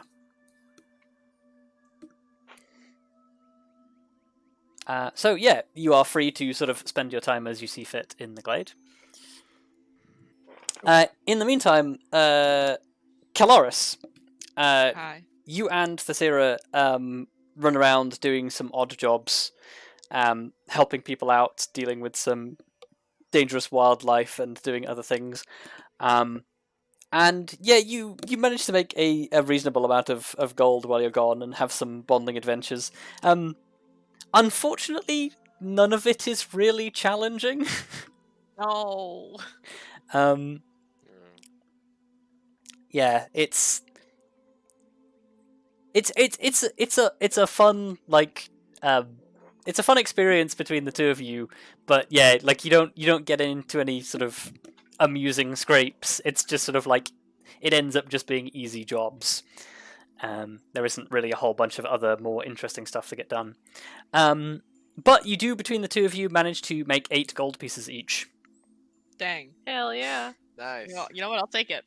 Yeah. Not bad for 3 days' work. Yeah. Yeah, that's that's not really, bad at really all for good, 3 days. actually. That's fucking amazing. Yep. Now watch as I go blow 1,500 gold on a circlet.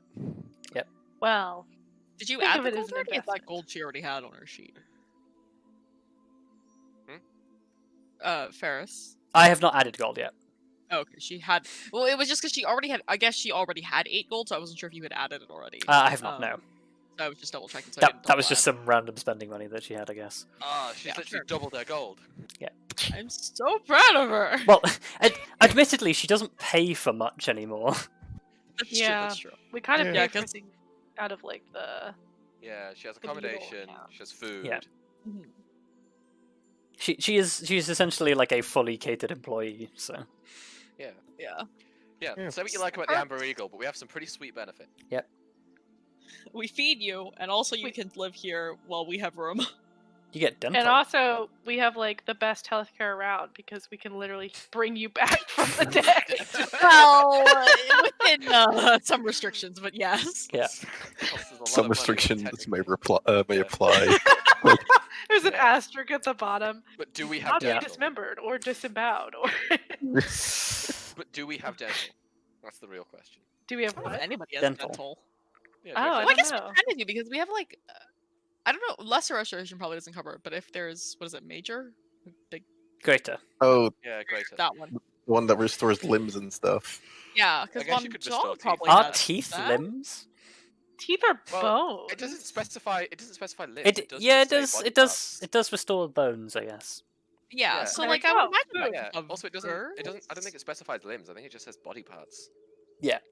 I was being sarcastic, but yeah. I know, but still. Could you imagine the only way to get your dental done is true resurrection? Oh, In that case, nowhere would have dental. That's No. unfortunate. Yeah, your front teeth are chipped, so I'm afraid we're gonna have to kill you and then resurrect you. Excuse me? Well, not just kill, like just evaporate. It's Yeah. like, Yeah, because if you kill them, they'll come back in the same body. You literally have to like wreck their Yep. teeth. Disintegration fee. Yeah. You literally have to cast disintegrate on them. oof. Wild. Still Fair though. still only I'd still- still only ever disintegrated one person, and it was a player. So Yeah. Thanks for that, Wow. by the way. you're welcome. But Hey, I give I you a still- free wish to come back you did bring me back afterwards. It was very with the power of appreciated. the Triforce. Yep. But Yay. but yeah, I'd still take that over getting cocaine for a toothache, which they That's- genuinely used to do. That is yeah. Yeah. Tooth pain medication used to come with cocaine. Huh. What was it? It was Novocaine, wasn't it? There was also an American dentist who made a toothpaste that used gunpowder. Mm, That seems gritty. dangerous. Gritty? Yeah. You know. Anyway, Do you know what? Speaking of gunpowder being dangerous, doing dangerous things with gunpowder, there were some women in the World Wars who used it to dye their hair. Yep. And it made it very, very, very blonde. Oh well. It would also occasionally just blow up, so don't do it. okay. Don't So dye your hair with gunpowder, kids. Elizabeth, Yes. I will say with Roll your badly, I'm sorry. with your first initial investigation check, you are able to find an artisan crafter willing to make you a jade circlet of equivalent value to the one you need for a spellcasting focus. So go Yay. ahead and deduct that much gold. Yay. Um, your research, however, it really does not turn up anything that you don't already know. You were kind of expecting this, but Yeah. yeah, you spend a decent amount of time in study and learn comparatively little. Yeah. Sad, but predicted. Yeah. If only I didn't roll 2 2s. If only.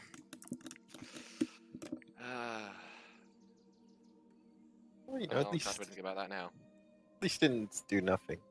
We ruled out a source of information. Okay, so I guess with that, the companions at the Grove bid goodbye to V and Lily and the Dryads, and head back. You all return safely, with comparatively little expended effort, and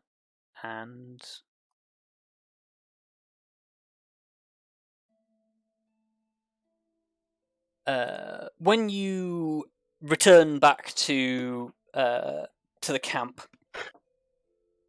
or return back to the fortress, Sidani is waiting for you, Grim. Cool. What have I done? Do you say that? No. Well, I guess you know what. Actually. Yep. Yeah, you see Sidani sort of like waiting for you. She's like, the moment you come through the gate, she's like striding over towards you, and you say sort of like, "Oh, what have I done?" She sort of like smiles a little, and says, "It's not a case of what you haven't done; it's a case of what I need you to do." Well, I guess. What can I help you with? She sort of like looks around at like the crowd, sort of says, "Maybe take this privately." Sure. Yeah, she sort of like takes you into Von Dahl's office, which is currently unoccupied. Sort of like sits down and sort of says, "So, I need to have a word with you about. I guess the best way to put it is an exchange that happened while you guys were gone." Sure. You'll have to clarify a little, but Yeah. So, I'm not I'm not even sure how to begin to sort of explain exactly how this went down.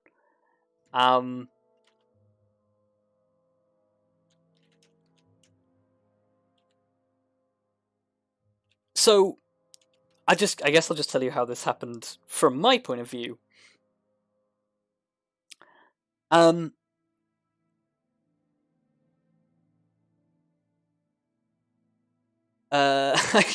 guess to begin at the beginning, Auden and Kada had a fight. A fight? But it wasn't. So, I don't think there was any malice behind it, and to be honest, I've talked to people, and I don't really know who started it. But all I know is I came in from running a drill, and there was a hell of a racket going on in the practice hall, and the two of them are dueling, like, full on with proper swords. okay. I broke it up, but to be honest, I didn't really have to do all that much. The moment they saw me and I stepped in, they just stopped. And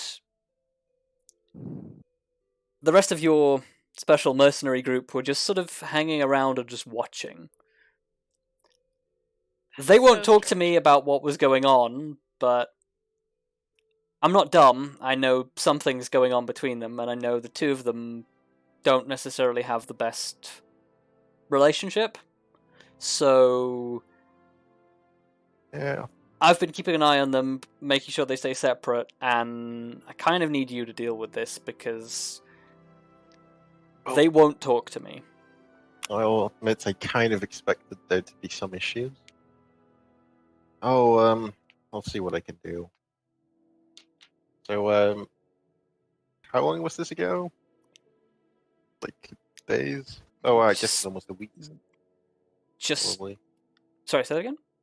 I just realized that I've been gone for several days, but yeah. When did this happen? Yeah. She basically just sort of says 24 hours ago. Oh.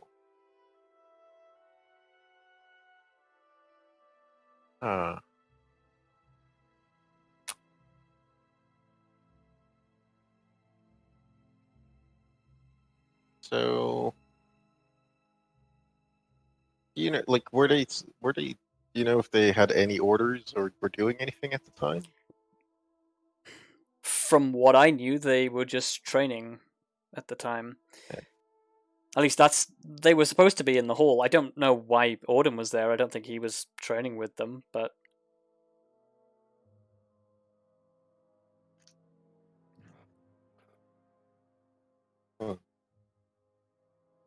Well, I'll have a think as to how I want to approach it.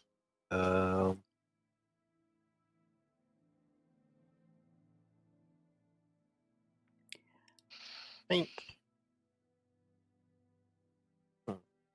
I'm hoping there's a reasonable explanation to all of this, but Well, if you want my honest opinion, I think they're trying to get Auden to, well, quote unquote, prove himself. yeah, that's the problem I have with that is that it's really not the example I need setting for everybody else. Yes.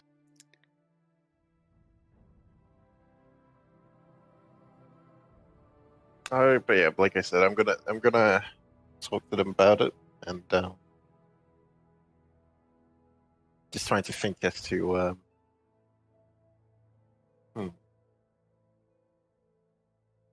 I think I know how I'm gonna do this. She nods and sort of says, "I'll leave it up to you." Yes. I'll just I'll just go out and have I'll go right now, see where everyone is. And first thing I'm gonna do is try and find Lars. Yes. So Sadani sort of like stands up and says, "Well, I know because I've been keeping an eye on them. Kader is in the barracks, and Orden is in the mess hall. So that's where you'll Okay. find those two at least. Don't know about the others." I will. I'll get to them eventually, but yeah. Don't worry, I'll take care of it, and then I'll speak to you again once it's hopefully resolved. She nods. Or yeah. Well, I've got drills to run, so I'll catch up with you. Yes. Yeah. You're a busy person. Yeah.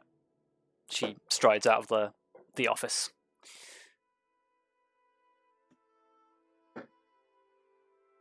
So what do you do? Well, like I said, the first thing I'm gonna do is try and find Lars, which Okay. is Yep. probably the easiest person to find in history. Yep. He's tall, loud, and shiny. He's incredibly easy to locate. Tall, loud, and shiny. Yeah, he is currently bustling around outside of the walls, sort of half like practicing in the field with his weapon, and half just sort of like observing the builders and like carrying stuff seemingly at random. I'll just pull him aside, like Yep. just a little ways away. Yeah, he sort of follows you over. So, I've there's been some concerns, and I just wanted to talk to you about it. I see. People were a little worried about like the little display was that happened yesterday. I assume you know what I'm referring to. So Darnie told you about it. Like I said, it's not a big thing. Honestly, Two of them have stress to work out. I can respect that, but I also, if Srani's concerned, I feel like I'm obliged to at least check it out. I felt like I am gonna have I am gonna check in with the two, because I will admit that I was a little like these were probably, or this was the combination that I was most concerned about, considering their heritage. But I guess, are you willing to part with more information, or is it best if I go talk to them myself? Well, I can tell you exactly what I think about it, but really it'll come from them. I'm not gonna force you to say or do anything you don't want to, because it's might not be. I don't want to put you in an awkward position with your team. If you would prefer I hear it from them, then I'll just ask them in a. I think you'll hear it more honestly from them, but if you want one piece of advice, if I might give it. Yes. Let them go at it. Well, I think there is one. If that is what we just if that is what it ends up being, I will make one request. If you could try and fulfill that. If they're gonna go at it, try and keep it a little on the down low. I don't think we should just allow them to fight. Sorry. You're not here. Yeah. What I'm not. what was that voice? Yeah. What? So So I'm not saying I'm not saying I can always condone it, but if that's what you think is best, I won't forbid it. But yeah, like I said, I will ask you to try and help them find a more secluded location, because it's not everybody is comfortable with it. He sort of taps the side of his nose and says, I see what you mean. However, that doesn't mean I'm not gonna see if I can ease the tension in a more, in a different way. Although I have a hunch that the only difference will be is how hard they fight. But yeah, I'll see you around. He salutes and lets you leave. Yes.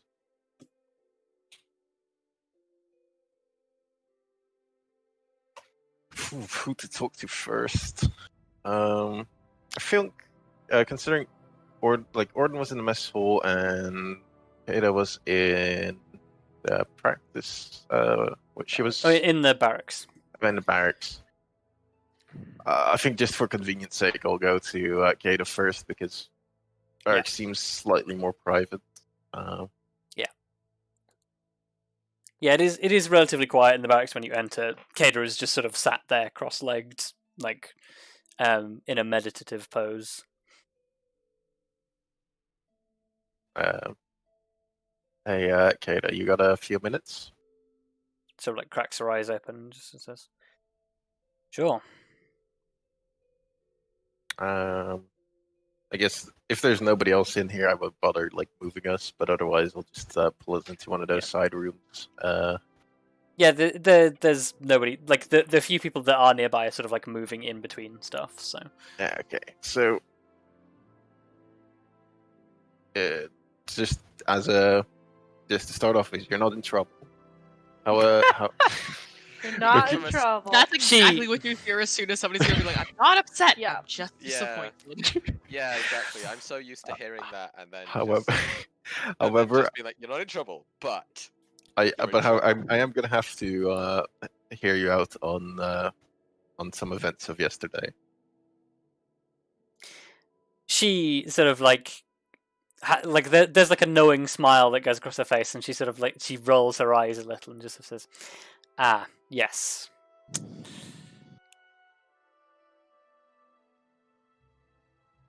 Yes. So what do you want to know? Well, I think the most important thing to know is, how would you describe it? How would I describe it? Yeah. It was a fight. Okay. I suppose what you really want is the reasons. Well, they never hurt, but I guess if you want to give it to me straight. The truth of the matter is, I've been watching the way he approaches things, and I still don't trust him. So,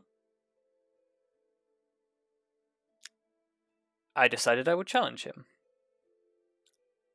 I thought the best way I can scope this guy out is know what he's like bearing down on me and going for my neck. So I gave him a sword and I told him to fight me.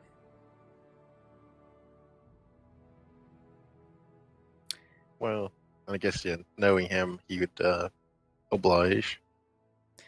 Practically jumped at the chance. You know what? Fair enough. We challenged him, he accepted.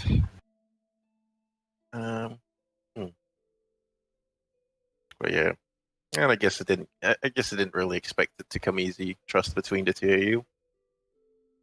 I'm honestly surprised that the trust between him and the others has gone as smoothly as it has. She sort of it's not quite a sneer, but there's almost like a disapproving sort of look that crosses her face, and she just says, "The others think his suck-up act is sweet. I've seen it before. I will agree, he is a bit much from time to time. However, I guess that shouldn't really matter too much, but the information he has provided us has led to, you know, some pretty good things, and a significantly diminished power of the underground drow over the overground drow. Above ground drow. I know that's not something that you commonly I know what you hear mean. about, but like Cindershale is an odd place.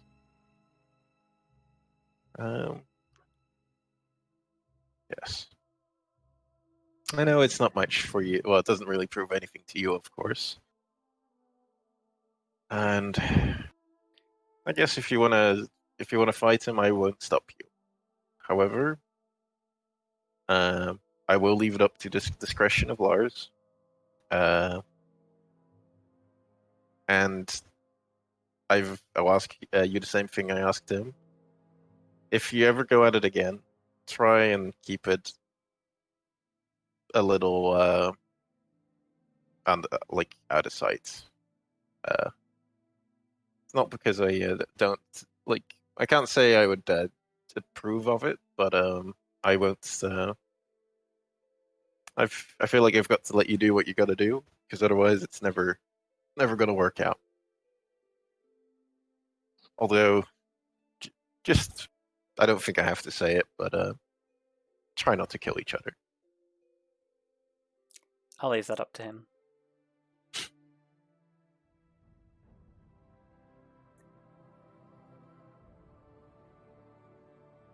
Well, I guess that will be it. I guess she gestures to the empty barracks and says, "Am I free to go now?" Yeah, you can do as you please. As long as your Boy Scout knows that. Yeah, don't worry. He's She's referring to Sedani, but yeah. How rude! Wow. Yeah, how dare you talk that way about Sedani, you little shit. Well, you may not appreciate it, but the discipline she brings is gonna, well, keep this place together. oh, I agree. The recruits need it, but she seems to think she seems to be under the impression that, well, I need it as well. I think you need an attitude adjustment. I will. You do need it. You'll. Sorry. Calm down. Jesus. Man. She's being rude to Sedani. Yeah. I love that all of us just immediately get up in arms about this. Like, don't you dare talk about Sedani like that. You thought it was a good idea to have a bloodletting fight in the middle of the arena where all the impressionable recruits could see it. I'm sorry, you do need a fucking timeout. Well, Well, timeout may be going a bit far, but well, I guess She's chaotic neutral, guys. Yeah. Chill. like I feel like Grim is the most chill person with this whole situation. He's just like, fair enough. Not everybody likes a stickler for the rules, or well, maybe not the stickler, but No,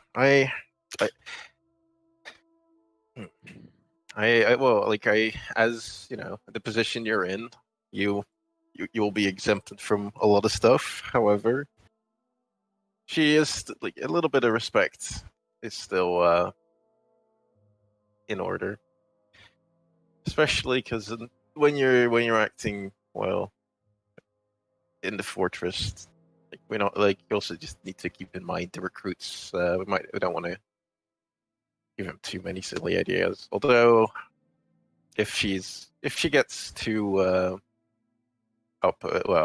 if it gets too much, just give me a shout or tell Lars, and he'll hopefully tell me. I'll have Kaida a word just with her. nods and sort of says, "I understand."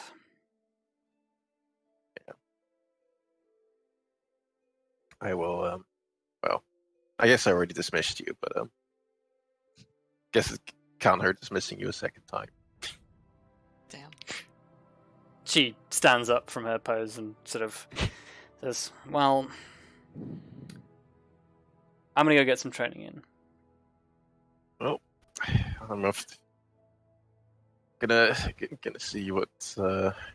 Yeah. I guess for me, this thing is not quite over yet, but good luck. And I will head over to find Orden. Yep. He is also very easy to find. He is just sort of like sitting at a bench, like reading through one of his books. He sort of like looks up as you enter, like stands up straight. Yes. Commander. At ease. Orden. I wanted to actually have a quick look around as to how busy it is as usual. Like Vondal is in the kitchen, but I guess he can handle it. Or well, he can give me some fatherly advice on how to deal with things. He knows how to deal with uppity recruits. Yeah, but these aren't your average uppity recruits. No. And I have more of it. I will say maybe it's bad that I give them special privileges, but we'll find out. I can't believe Grimm's being good cop. So I just wanted to stop by to talk about yesterday. Yeah, Orden sort of like bows his head and sort of says, "My apologies. I allowed things to get out of hand, and that was improper of me."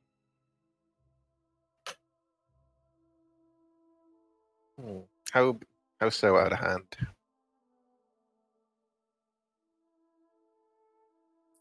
I was desperate to prove myself, and I foolishly agreed to an open weapons fight. I shouldn't have done that. I knew what the rules were.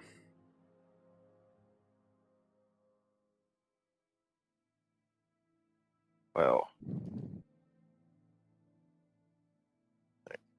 I know it's not gonna. Well, this I'm like I don't. Well, some people are less open to your presence than others, but He looks up with sort of like a resolute like look in his eyes and he says, I almost have them. They almost believe in me. I think this might sound a little weird. Have you considered that you might be trying to be the guy they want you to be instead of being the guy you are too much?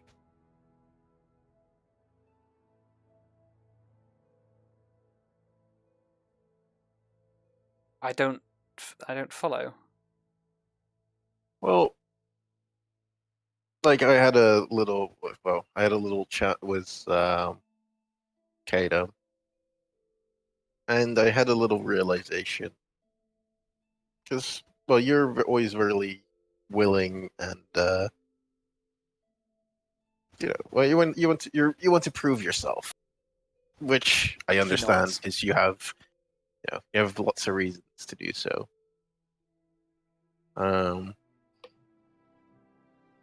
Although I think part of that might, I guess you have to think. You might want to think beyond that, because in the end, like regardless if you're a drow or not, or half drow, I should say, not everybody's gonna like you. Like not everybody likes me, if you believe it. Orden says nothing. But yeah, so what I'm trying to say is, or well, maybe ask is. No, I don't. I'm not sure what I'm asking you actually. I guess I guess I'll ask you something in a slightly different vein. The duel.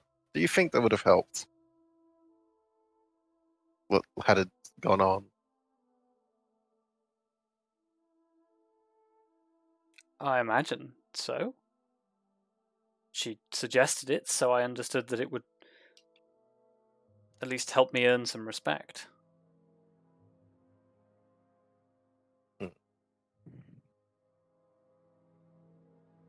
Okay. Yeah, well, that's I can see how that how that would work. I guess the question is, would you want to do the duel, or would you prefer another way?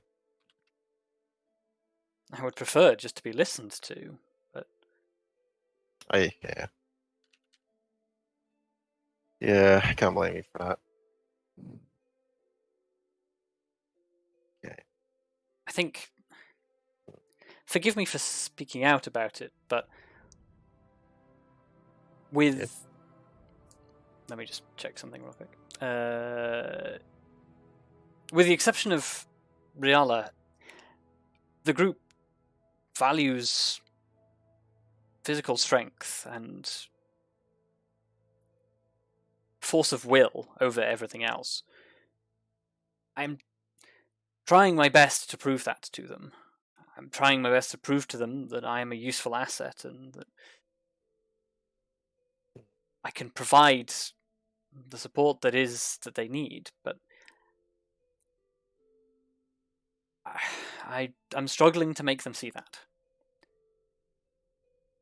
Have you considered you might not be working to your because brute strength isn't your forte. You're more, I guess you're physically capable, but you're definitely more of a slightly more agile. I prefer to take my time and think about things, yes. Yeah. More calculated, yeah.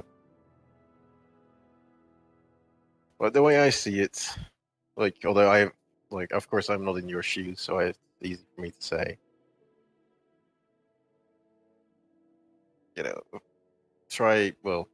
Do what they think you or what you think they want, or you can try show them the value of the skills that you have. Because I remember back when I saw you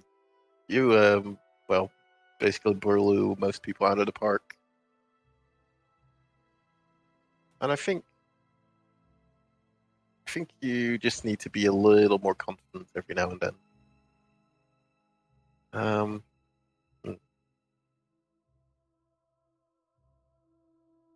But yes, one of the things I also think wanted to say is, don't feel like you have to take the duel. I'm not going to forbid you from accepting it or having it. All I can do is suggest you find another way. But if you're gonna have it, try and keep it on the down low a little.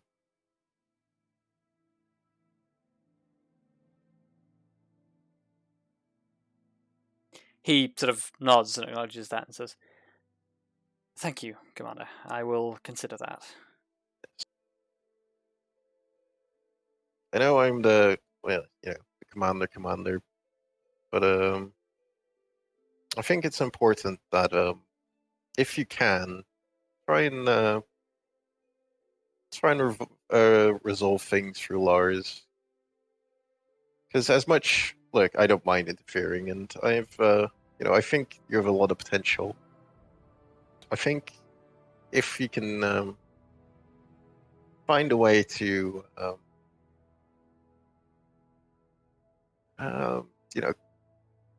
solve things within the group, I think that will slowly gain respect as well.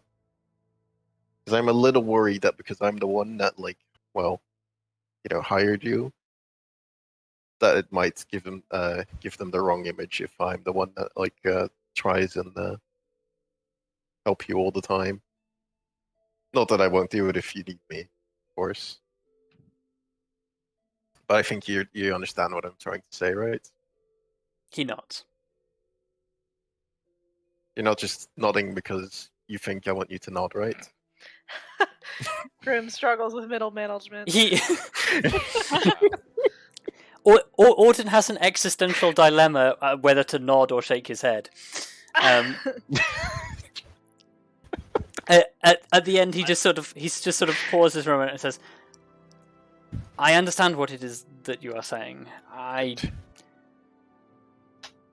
do not yet have an answer to what it is that I am intending."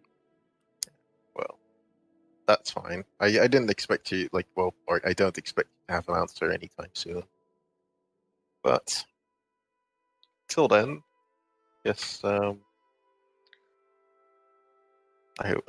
guess. Well, good luck, and don't get each other killed. I guess. Or is there anything else you wanted to ask?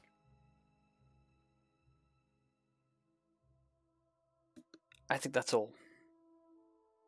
Although, actually, before I go, I think you should probably, you know, that like tip you gave me back when you, way back when. Sort of like looks up. Yes. It panned out. So it's provided us some useful information. I thought you might want to know that, and I don't know how much you care about Cinder Shield, but things seem like I think that change might have begun. He sort of looks interested. But I can't. Well, it's probably going to be a slow process, and we'll see. We'll have to come back because at the time. Well, why not? So I guess I'll just tell them more about what happened. And, okay. How specific do you go? I will. I will like kind of put out feelers, as in like, does he know about the auditors and that kind of stuff? Because he lived there, I believe. Yeah. Right? He did live there, yes. Yes. Like, so I like kind of the things that he knows about. I'd like give it in broad strokes as to how it went down. Like to the point where I will say, like, talk about like the Sisters of Love. Yeah. And how that went down and all that. I think. Yeah, he sort of takes it all in and sort of says, I have to admit, I was not expecting the Sisters of Lolth to be behind all of this goings on. I was for sure it was someone in the houses, but I suppose that is true to two extents now. And I'm surprised that the houses came to your aid. Well, I think wasn't.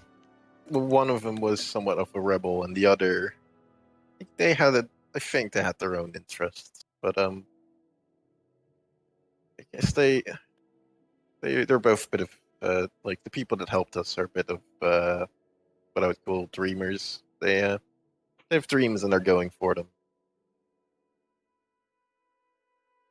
He sort of like muses for a moment and says, that does surprise me. In all my time of living in the city, the Scions were always traditionalists. They were the ones upholding the order of things. The only times we ever saw them was when they were wheeled out for public events, or when they were at award ceremonies or dating celebrities. They were always something that was far and distant from what was actually involved.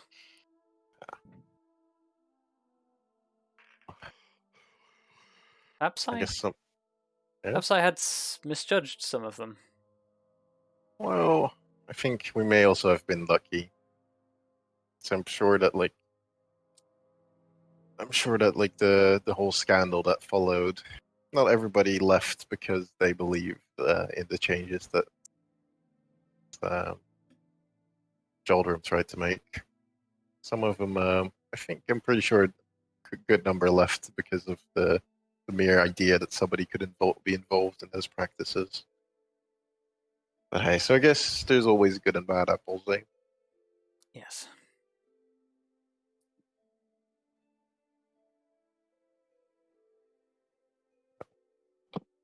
Sort of like muses about that for the moment and sort of says, well, if I can do anything more to help, then I would like to. But nothing would give me greater pleasure than seeing forces like the Dread Legion and those corrupt auditors dealt with. Well, how about this? Because I know I didn't send you on the mission with him last time, which I'm not sure if it was a good idea or a bad idea. But if you can get Kata to agree, well, I guess it's up to Lars in the end. But I think if you can get Kata to agree, then you're definitely good to go. And I think you can do a little more than just, well, just I don't like just out of character. I'm not even sure what he does right now. Train and Studies and trains, pretty much. Yeah. So you can basically do more than just. He thinks about that for the moment and so says, perhaps that one, I will make that the terms of my. Perhaps I will make that the terms of my duel. If I win, she doesn't have to accept me. I just have to be given the chance to prove that I can do something. Well, I guess that could work. However, I will point out I am not suggesting the duel. But if you think that's the way to go, then that's the way to go. She is old-fashioned in the way she thinks. I think if I can make her pay attention, then maybe I have a chance. Okay. Well, because I know some people that would object to me, condoning this in any way, shape, or form. Probably best if you don't tell me too much about it. But yes. He mimes drawing a finger across his lips. Yeah. So yeah, if there's ever problems that you don't think can be resolved, feel free to knock on my door, or I guess you can always go through Vandal if it's necessary, or whoever you think might help. But Vandal, for the first time in this thing, looks up, hearing his name. Well, good thing that he wasn't paying attention before, because he would definitely not approve of. Yeah. He's the last person you'd want to hear saying, I'm not going to stop you if you want to duel. Yep. Yeah, Auden sort of just bows and says, thank you, Commander. I appreciate you being reasonable with me. I will think about this. Oh, good. Well, you do what you were doing, and now I think I've got one more thing to take care of. He nods and returns to his studies. Good. Okay. What is your one last thing? And we will close Well, on I that. think I promised I'd come back to. Sedani. Yes, Sedani. Oof. Okay. Yeah, you find her in the middle of doing drills. Like I'll wait till she's done, I guess. Yeah, you wait for her to conclude, and then she turns to you. I think it will be, well, I'm not going to say it will be resolved immediately, but they shouldn't give you too much trouble. What did you say to them? I think I made them realize a few things, but also, if if you're having problems, if that was them for whatever reason, I'm sure you can always try to talk to Lars. Lars will is reasonable, and he'll try and handle it.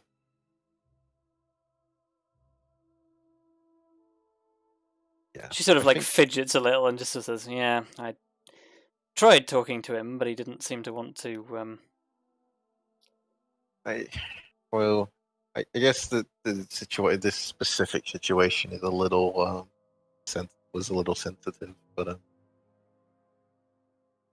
think just- We're supposed to be a team. I don't want this to be us and them.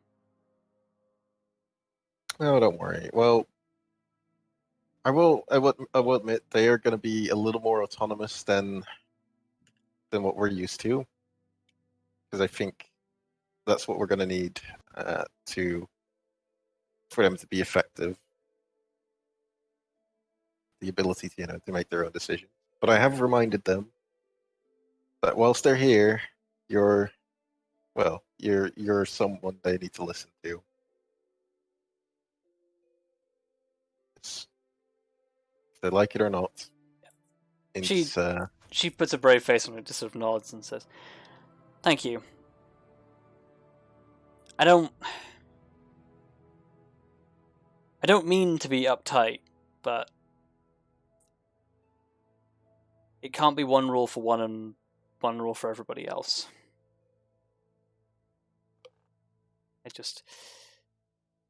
I want to run a tight ship, and I want to do this properly. But you already know that. I don't know why I'm telling you this." Yeah. Thanks, boss. Yeah, what?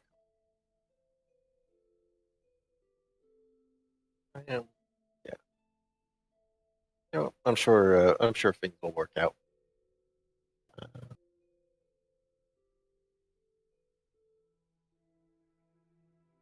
Okay. I think with that, unless anyone has anything burning, we will call it there.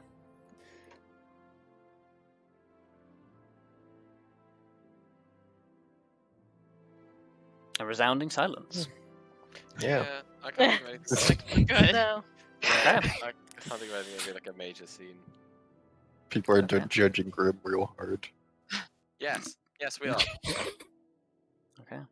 Well, on that bombshell, I think that's all that's left to say is thank you all for playing, thank you all for watching, and we'll see you all next time. Yeah. Bye. Bye. Right.